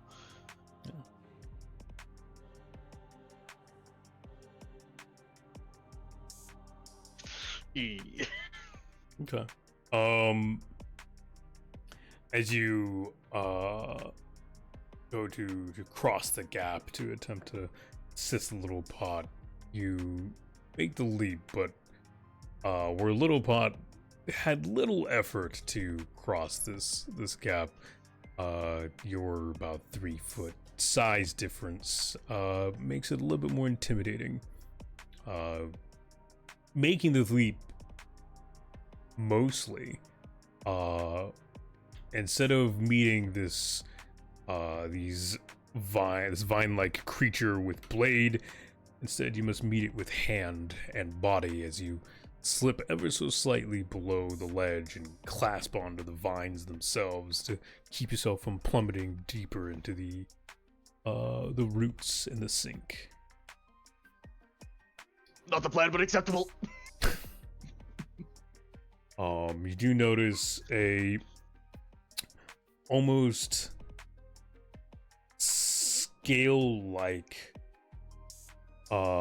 texture to these vines, as multiple ends now that close proximity to you open up with fane-like thorns inside, lining their maws. It appears these are swarms of viper vines. You're now very, very comfortable with one. Focus up.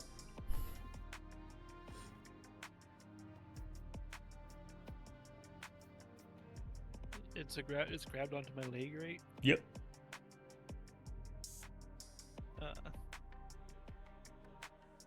I'm gonna take my pot and just try to crush the vine. All right. Hell You yeah. simply swing down your oversized pan and try to crush the vine into the ground. Yep.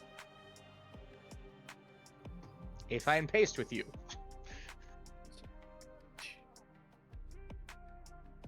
That'd be 2 additional dice, right? Because I have 1 in break and then using a weapon. Yeah. So that's 3 total. I'll give you additional 1 because it's not going anywhere. It's attached to you currently. 5, 2, 2, 1. All right. Now you swing the colossal, essentially cast iron pan down, smashing the majority of the vine-like host into the edge of the ledge, with a spattering of blood and planty ichor. A good amount of it kind of just slumps and is severed against the corner of the ledge. You're capable of pulling your leg from the remaining vine-like tethers.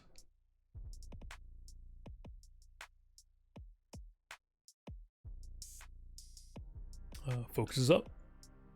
So the thing is mostly gone, honestly.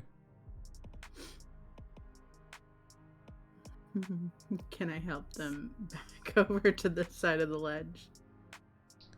If they choose to, sure, but they're both on that side at this point. Remain is still trying to get across in the first place. Fair. Because that way is forwards.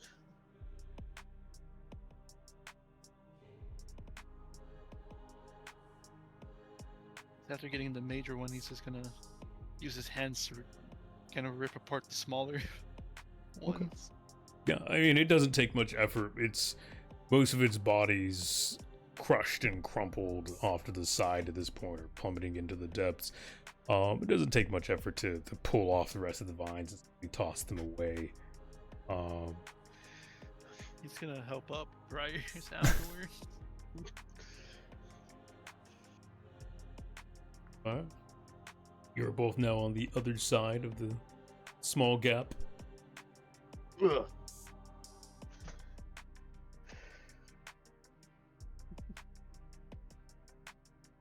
I'm just gonna wave walk across to meet them. I mean, yeah, simple hop and skip moves over. The immediate danger is now gone. You kind of like the piece I chopped off, like crushed off. Brushed off. Yeah, Are you gonna keep it? yeah.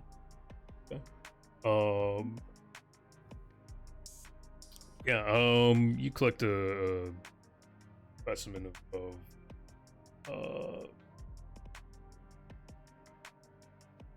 it's very, I don't want to call it scaly vine. You collect that and put it in your personal satchel.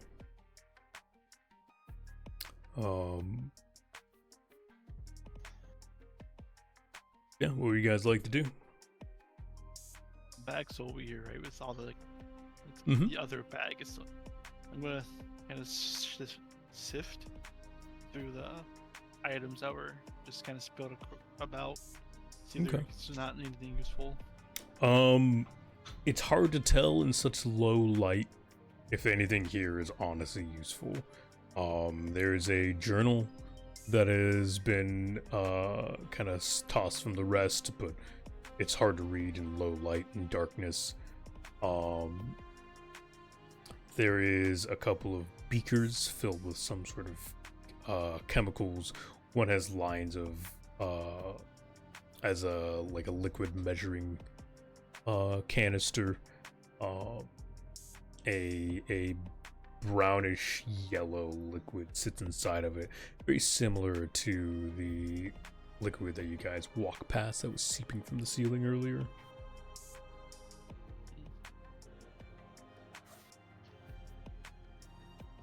Can I make the assumption that this guy was basically sample collecting from this? From what I've Potentially. seen? Potentially he was, yeah, it seems like he was probably collecting samples for study. I'm gonna kind of get his bag and kind of put everything back and kind of take the bag with me. Okay. You Because could even if we don't recover the guy, we at least can recover what he died for. Okay. You do that. You get a satchel of research equipment and well, just satchel research stuff.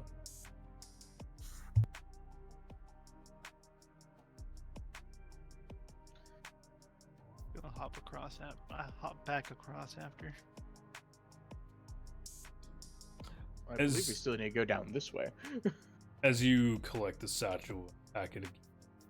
Make sure everything's going off the distance. You do see, first hearing the sound of cracking and crunching, crumpling branch as a not so small section of the ruin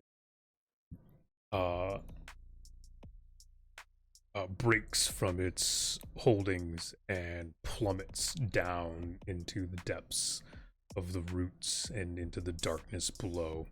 If there was anyone on it, you have no idea, but it seems the ruin is slowly falling apart. It looks like we're running out of time to find the captain. Yes, I think it's best we pick up the pace.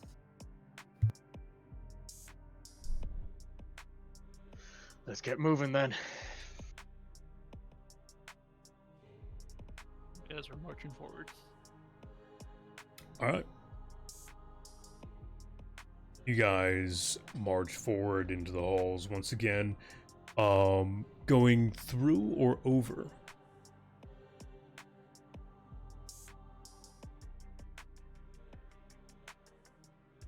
Briars is going to attempt to go over. Okay. Yes, over as well for me.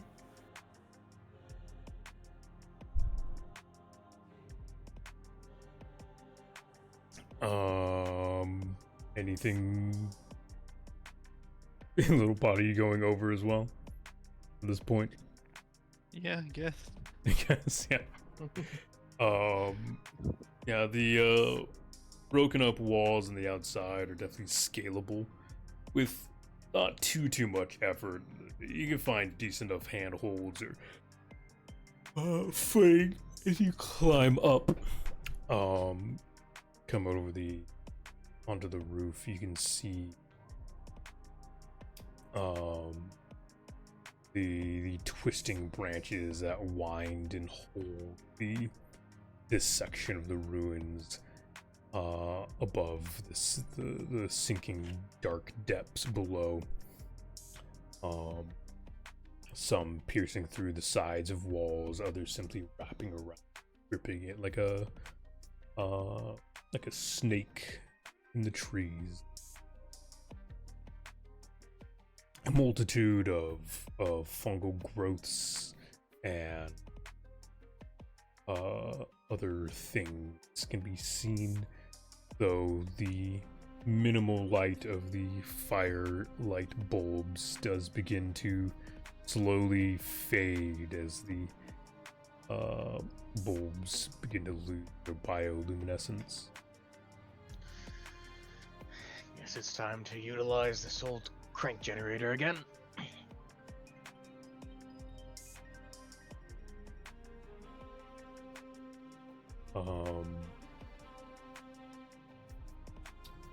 Lunarl, you do lose a specimen of firelight bulb as they finally give and sputter out their last bioluminescent.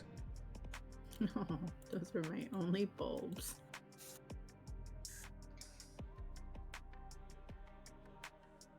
It didn't give me a starting number of how many I had, so. Okay.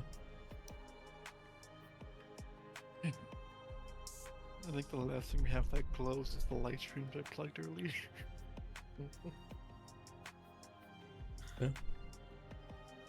Do you use the light shrooms, or do you crank on the spotlight again? I'm gonna turn on the spotlight, especially since we seem to be getting close. Okay. You crank on the spotlight once again. It whirs and hisses and static once again. Feel it course through Jesus. your. Sorry. You feel it course through your body just ever so slightly, Briars.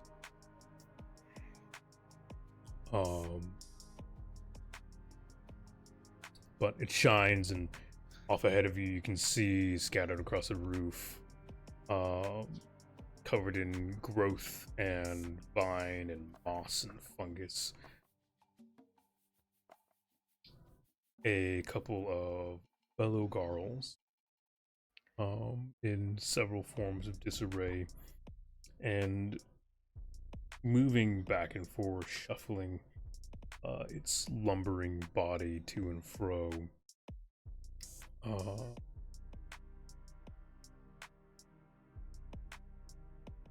About twice the size of a normal garl. Two sets of elongated arms instead of the regular one. A twin pair of bellow lungs piping and air, deeper sound. Dragging behind it a large rusted wrench.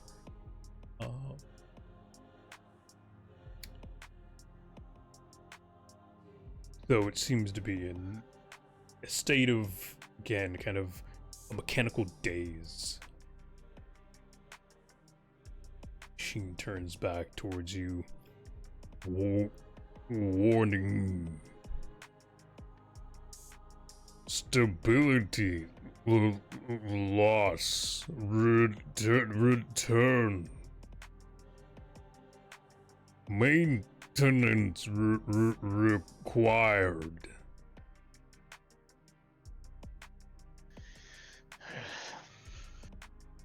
If only we had a mechanic. Even then, Where's I don't think Coca? we could reprogram it. And from the looks of this is what they were fighting beforehand. Why have none of them decided to attack us? Why have they all been passive? Because we left quickly. I'd love to ask this thing questions, but I don't think we'll get answers. Is there anything else in the room? You're not in a room, you're on top of the building. Hmm. You're technically in open space. So, branch trees, you could see spores in the air. With the actual spotlight on, it's much more present that there is quite a bit of fungal spores outside of the Cresarine that is definitely doesn't get this high right now. There's a lot of just other fungi and foul things in the air, you can tell.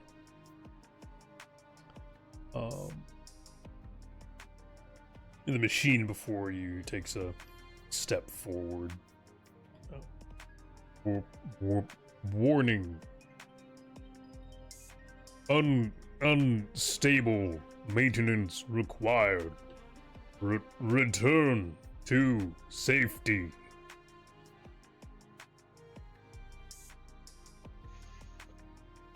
We're just gonna have to try to get through them.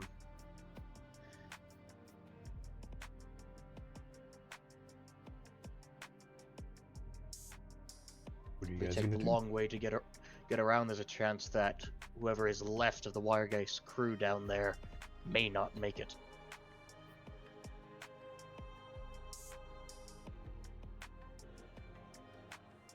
I feel like we should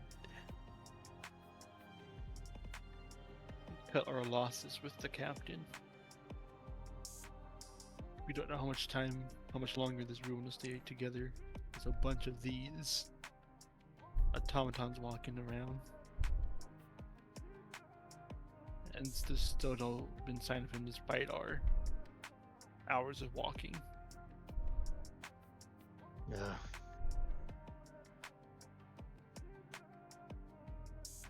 I mean, we have to admit how ill prepared we are for this.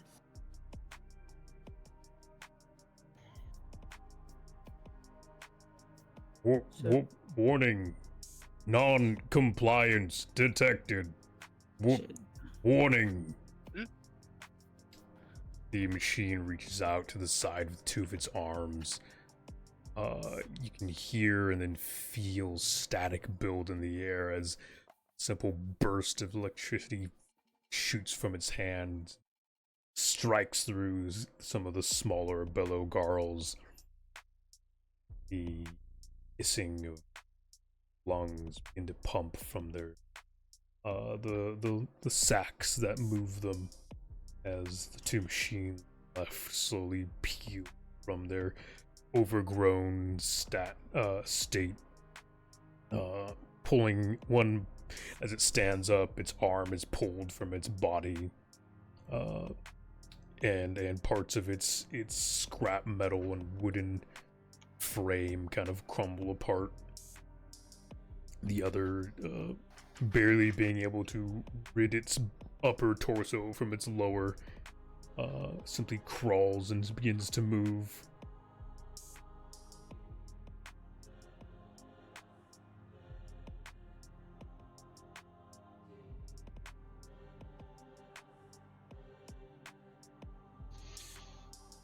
Guess now or never.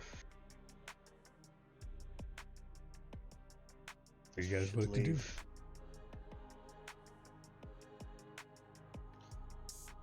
If you two who don't want to fight it, avoiding it's our only option.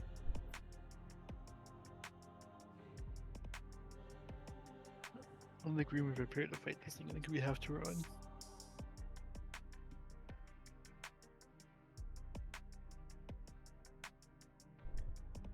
Captain?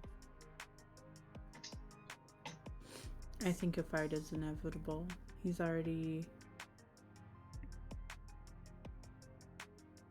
initiating. This is our sign to press forward.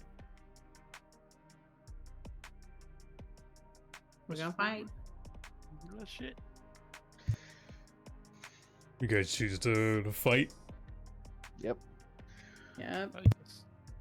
Those bellows at least seem like weak spots. Seems to at least be powering them. The larger Garl, seeing you guys get into a readied stances,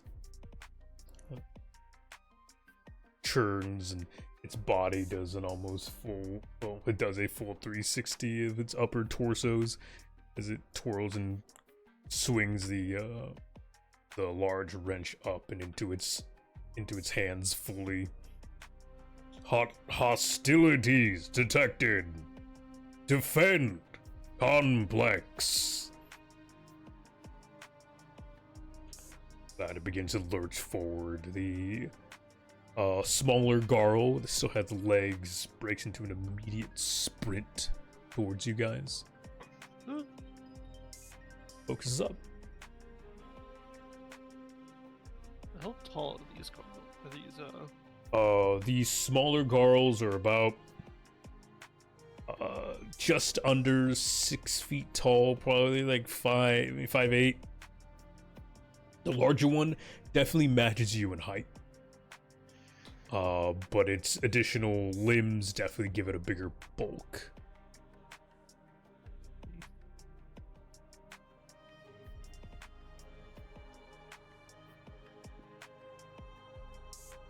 I guess I'll take it and You take focus. yeah, Okay. and I'll charge at one of the ones that are also in full sprint. I was Okay. kind of like bad at it with my pen. Okay. The one that's sprinting towards you, half its upper body and is crumpled away and still stuck to the roof of the building. Yeah. I mean, swing your pot. Your pan. 2,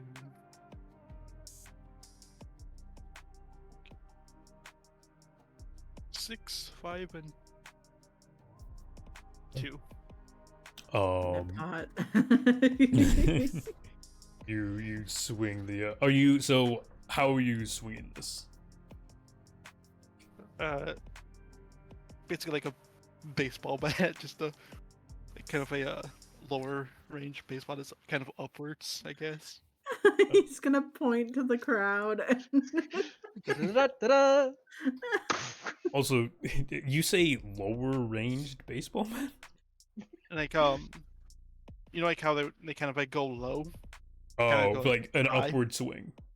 Yeah. Okay. Yeah. I mean, upper swing, between the pan low and is a full swing. It doesn't take a whole lot to throw the smaller Garl off its sprint. A loud slam and clang can be heard and echoed through the trees around.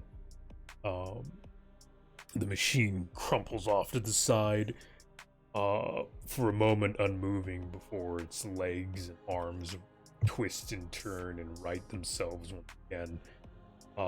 Though its body is definitely crumpled in places and its upper arm is no longer moving. Its machine-like,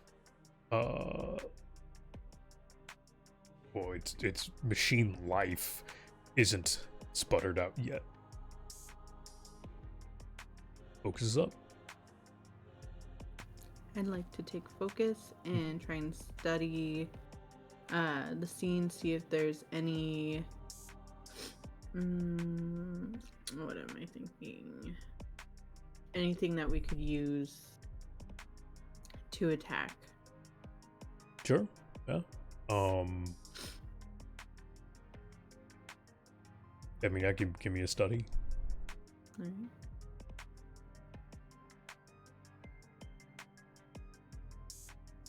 Double sixes, baby. Nice. Yeah, I mean, there's a good amount you could use to hit things with here. There's plenty of rocks and roots and sticks and whatnot. You do note that the left side of this roof does seem to be has some like give to it. If you really put some effort into it with something heavy or strong hits, you might be able to crumble part of the roof. Are there any like liquids around that I know? Nothing like blatantly out and about. There's definitely like liquids and trees and stuff. It's just yeah, there's nothing like here. Designs and stuff. Yeah. Okay. Okay.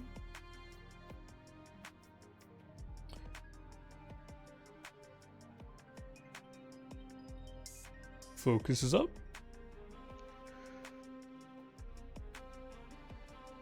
Well, that big one seems to be a threat. And I am going to, at least Bryce is going to run up and he's going to see if he can land a hit on its bellows. Okay. Give me a combat roll with a cut of 1, because it is still fully functional. Absolutely. Should be 1 for weapon, 2 for break, and then 1 for teeth. So a total of 4 with a cut of 1. Goodness gracious! 3 with some doubles. Okay. Sprinting forward, you manage to just kind of dash past the half Garl that's crawling towards the other two, and beelining straight for the much larger one. You attempt to whip past the machine, to catch it off its kilter, though it might seem rusty and cumbersome and falling apart. It very easily tracks your movements and simply rotates its upper body to match your positioning. So instead of punching it in the, well, sacks, you simply punch it in the chest, and that hurts. A little bit.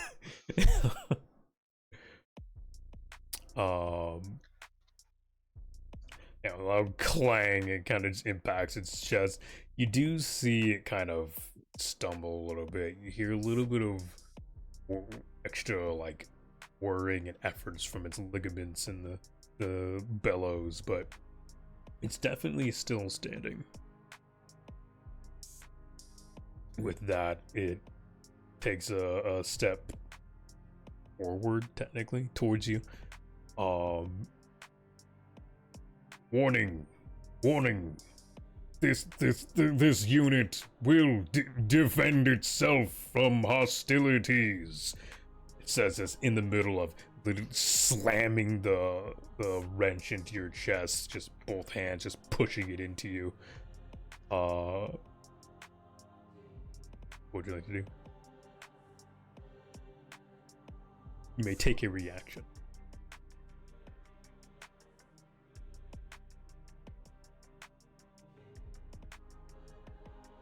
Bryce? Yeah.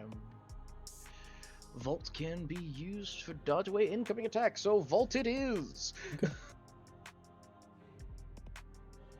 So Instinct Vault, grand total of 2. And that's a 2 and a 1. You go to vault away, and though you mostly avoid the wrench, you don't avoid its second pairs of arms as it simply grabs your legs and slams you into the ground. Ouch. Suffer 2 marks of damage. Okay. As it slams to the ground, you could hear the bellows pumping faster and harder as it lifts the wrench over its head. Focuses up. That's gonna suck.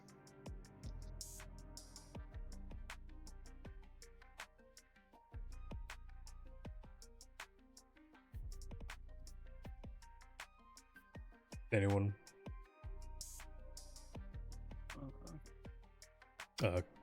Cat stepped away for a moment, by the way.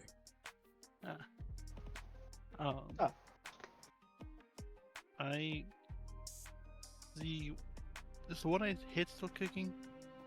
It's definitely still functional. Well, it's definitely still moving. Functional is a debate. Its one remaining arm, its upper arm, is crumpled into its torso. And its like forearm and hands are movable in terms of that limb. No. Sprint over it to it and then kind of just finish it off. Just slam down my paw on it. Okay. Do that. 3, 2, 1. Countdown. You raise your paw to do an attempt at finishing blow. Warning, maintenance required. As you slam the pot down where it was, it simply steps to the side and with fairly adept movement sprints and leaps off the ledge where you guys came from and disappears into the hallway. Well, okay then. How about me focus my attention and just go help Briars with the big guy then? Alright. As you turn towards Briars, the half-bodied Jarl leaps at you, a mangled and rusted saber in its hands, lunging towards towards your, well, midsection as best it can.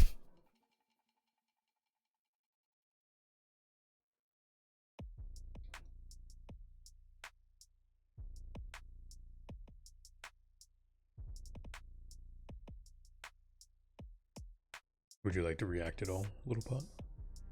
I'm gonna block. Can you repeat that?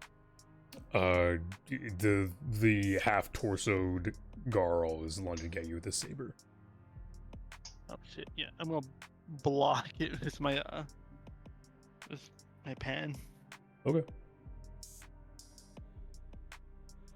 Be a block with the pan. That benefit from instinct at all? Or iron? I mean, it's definitely iron, if nothing else. Instinct is reaction, so yes, either one.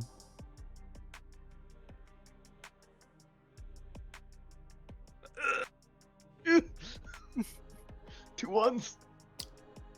You don't get the pan into position quite in time before the tip of the saber pierces your rough cactus exterior. Though your movements are delayed, they still get there, shattering the blade as it before it sinks too deep into your body. About 4 inches of the saber are now embedded into your skin. But the rest of the saber shatters and is thrown off to the side. I'm gonna crush this little shit. I need to take priority. And feel free to attempt to crush the little shit. Yeah. You do take 6 and 2 two threes. points damage. Sorry. Yeah. 6 and 2 threes. Yeah, you turn and more just dropping the pan than actually swinging it. The heft crushes the upper body that remains into the roof. The pipes that the bellows that sustain the machine breaking and sputtering with a hissing pop before the machine stutters and dies.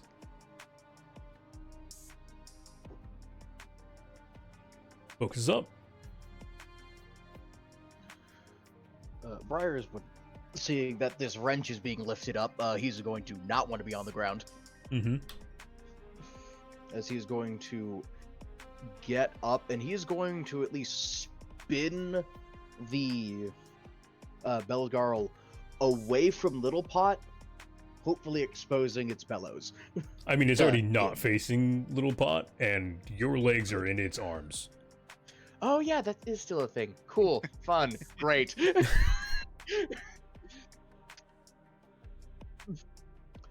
I'm going to at least attempt to break out of its grasp. Okay. Yeah, give me a test for that.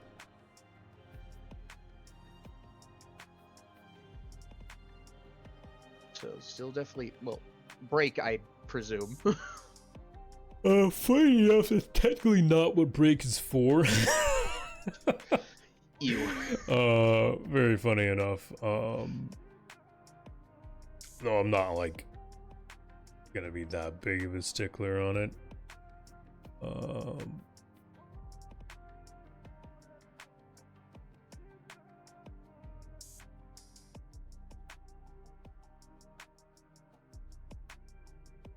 Technically, it's actually brace. I guess that is true. So if I would want to use break, I would, or yeah, break, I would have to try to physically attack the arms. Yeah, it would be you like actually trying to shatter the parts rather than just trying to escape them. I will at least attempt that, because that will be the better of the two options. Sure. any cut for being in the position that I'm in? Yes, you will suffer a cut for being currently grappled at the long end. Yes.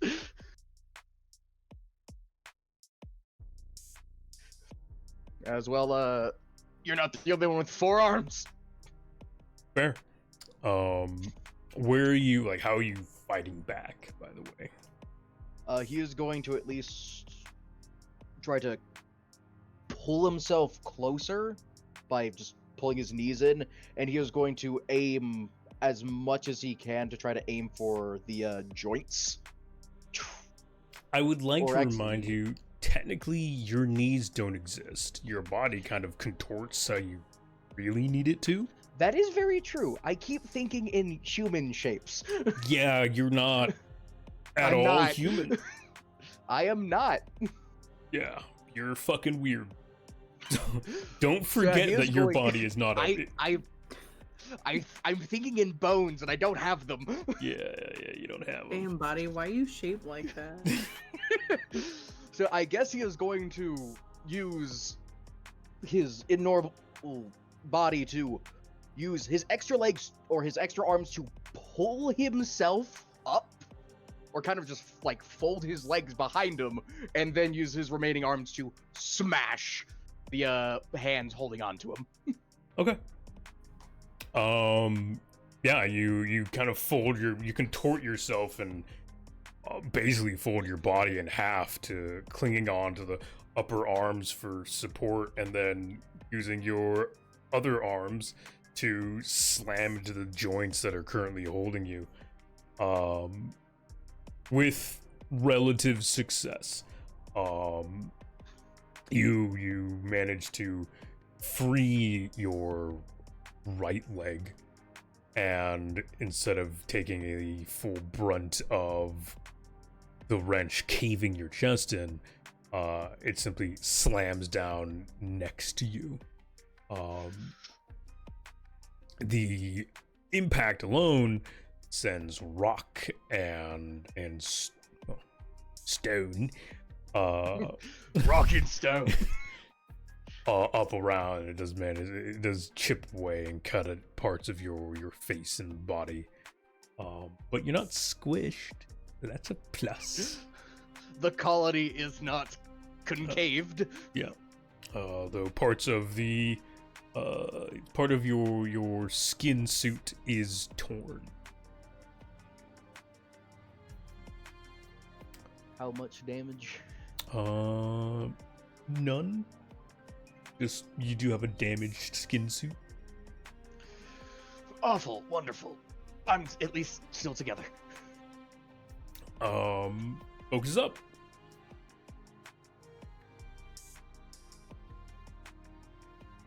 I will take focus, Okay. and I will I'll see Briars in his Dance of death. yeah. And I'm going to try and do some damage to the thing that has a grasp on him. Okay. I'm gonna take out my bone blade and try and slice the bellows part. Okay.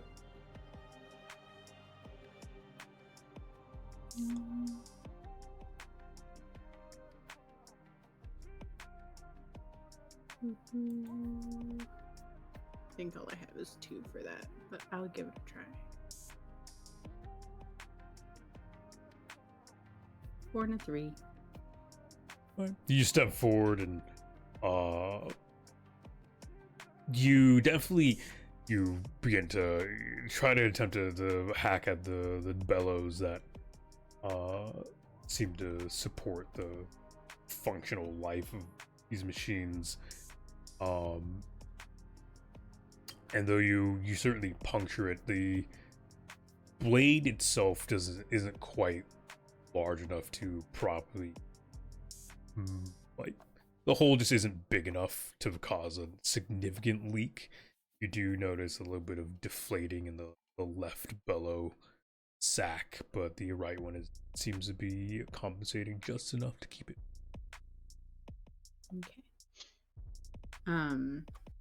As I'm doing so, I shout to the others, pointing towards the damaged part of the ceiling. If we can draw his attention or its attention to attacking that, it might help us in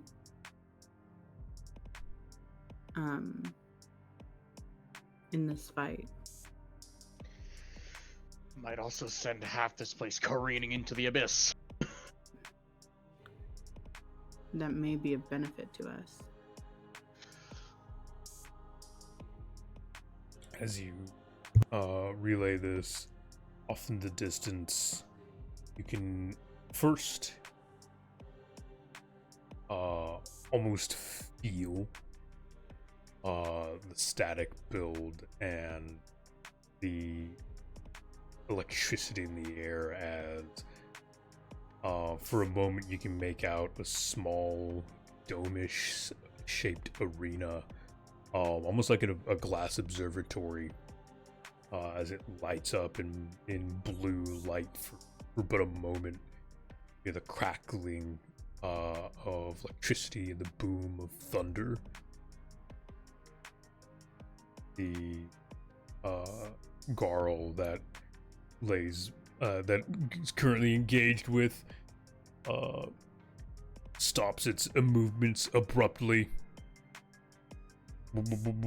Warning, warning, Guardian in danger. Warning, assistance required. It drops you, Briars, and begins to make a steady pace towards the dome. Guardian? I don't like the sound of that. Correction, I'm starting to like the sound of that. Its message repeats over and over as it disappears into the distance.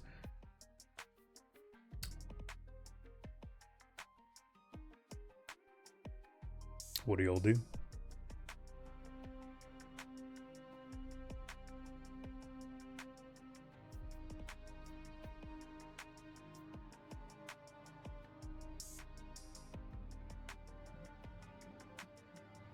I'm just saying that 90% sure whatever is attacking that Guardian is what, or I should say, who we're looking for.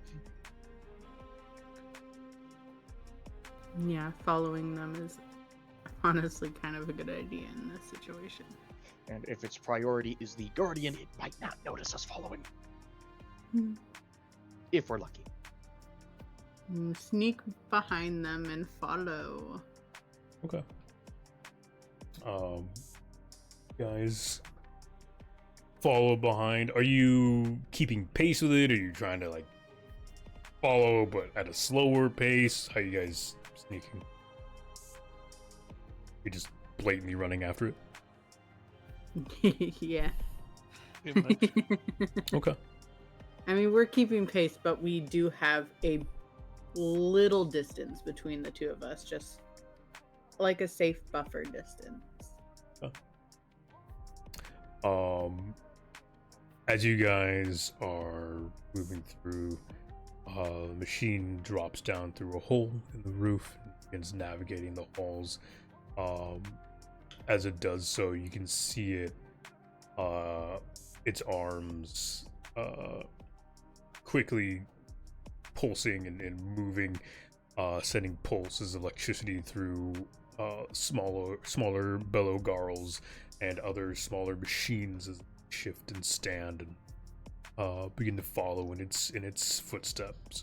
About 8 other machines in multiple varying states of disrepair at this point have formed a small little squad and followed suit, each one of them repeating the same warning. Warning, warning, Guardian in danger. Warning, maintenance required. Warning. I feel like, 8 of them is not a small squad. That sounds terrifying. I mean, If 8 is a small squad, It is a little concerning. However, how many did we walk past getting? Yeah, there's quite a few still in absolute like destroyed and unmanned states. The clanging footsteps pick up pace as they begin to move faster. The larger Garl, its head twists back towards you. Warning, area unsafe. Return to surface. Warning, Guardian in danger. Maintenance required. Return to surface.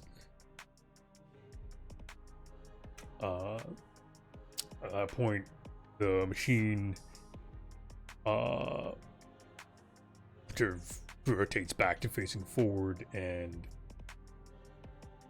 before you see, you can feel electricity in the air as the machine barges through a pair of large steel doors, one of its arms coming off in its effort to simply get through the door. You can see a group of 4 humanoids in the middle of a very overgrown observatory.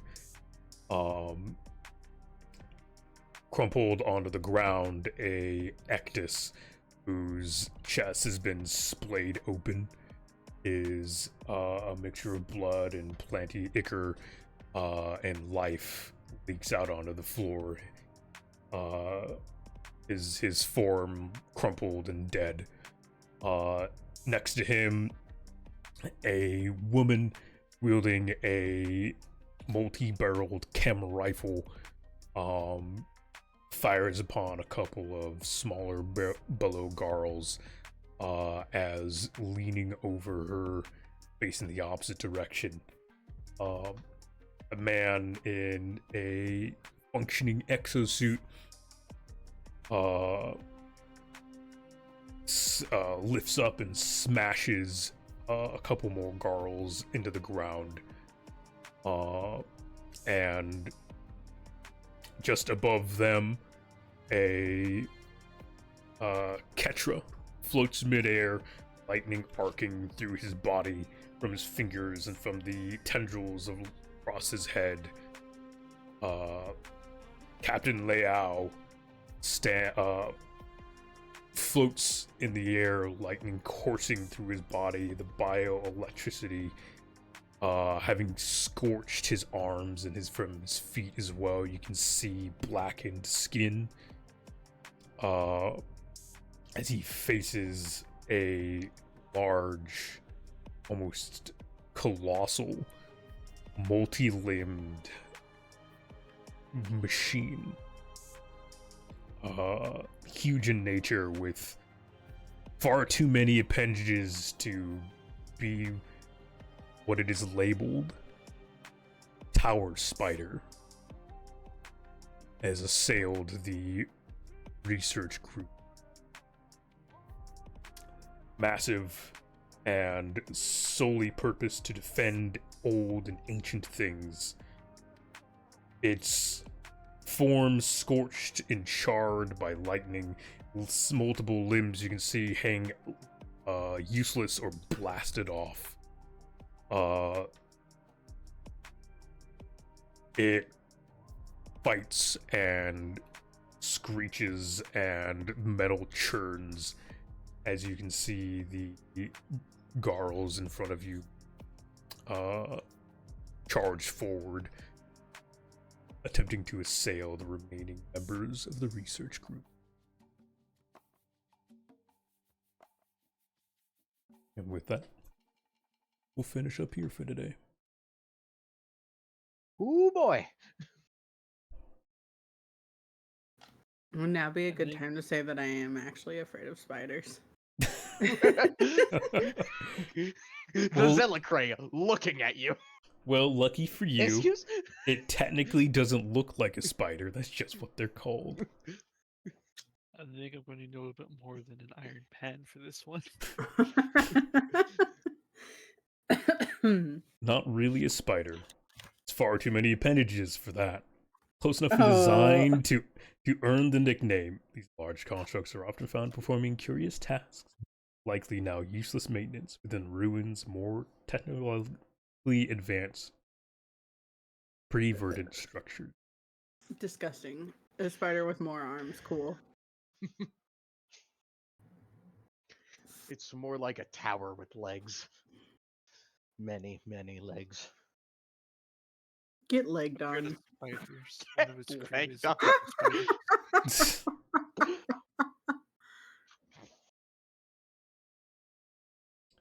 spider. Well, that was today's session. I appreciate you guys coming and hanging out. Mhm. I've been wanting to try and get some of these non-biological entities in a session, so I'm glad you guys actually went down into this. I had other things just in case you guys chose not to go in there, but yeah. But big hole. Mm-hmm. The Right. hole. The You The hole for hole. holes. The hole. Make a hole in the ground and there's ruins in there. We're gonna go in there. Right. Diggy hole. That was the hope. Well, don't forget, you guys, once per session, should mark down one thing you achieved in your minor milestones. Make sure to jot something down there so you levels. So Briar's escaped imminent death. That's pretty neat. Yeah. And don't forget, once per act, you do want to mark down at least a major thing you achieved as well. Obviously, it doesn't have to be anything right now, but I just want to remind you. Yeah. I did something related to it, but also I just added a bit of humor. I remembered I don't have bones. Yeah. It's like, oh yeah, I'm too used to being quote unquote acting normal. Yeah. Yeah. You don't really have bones.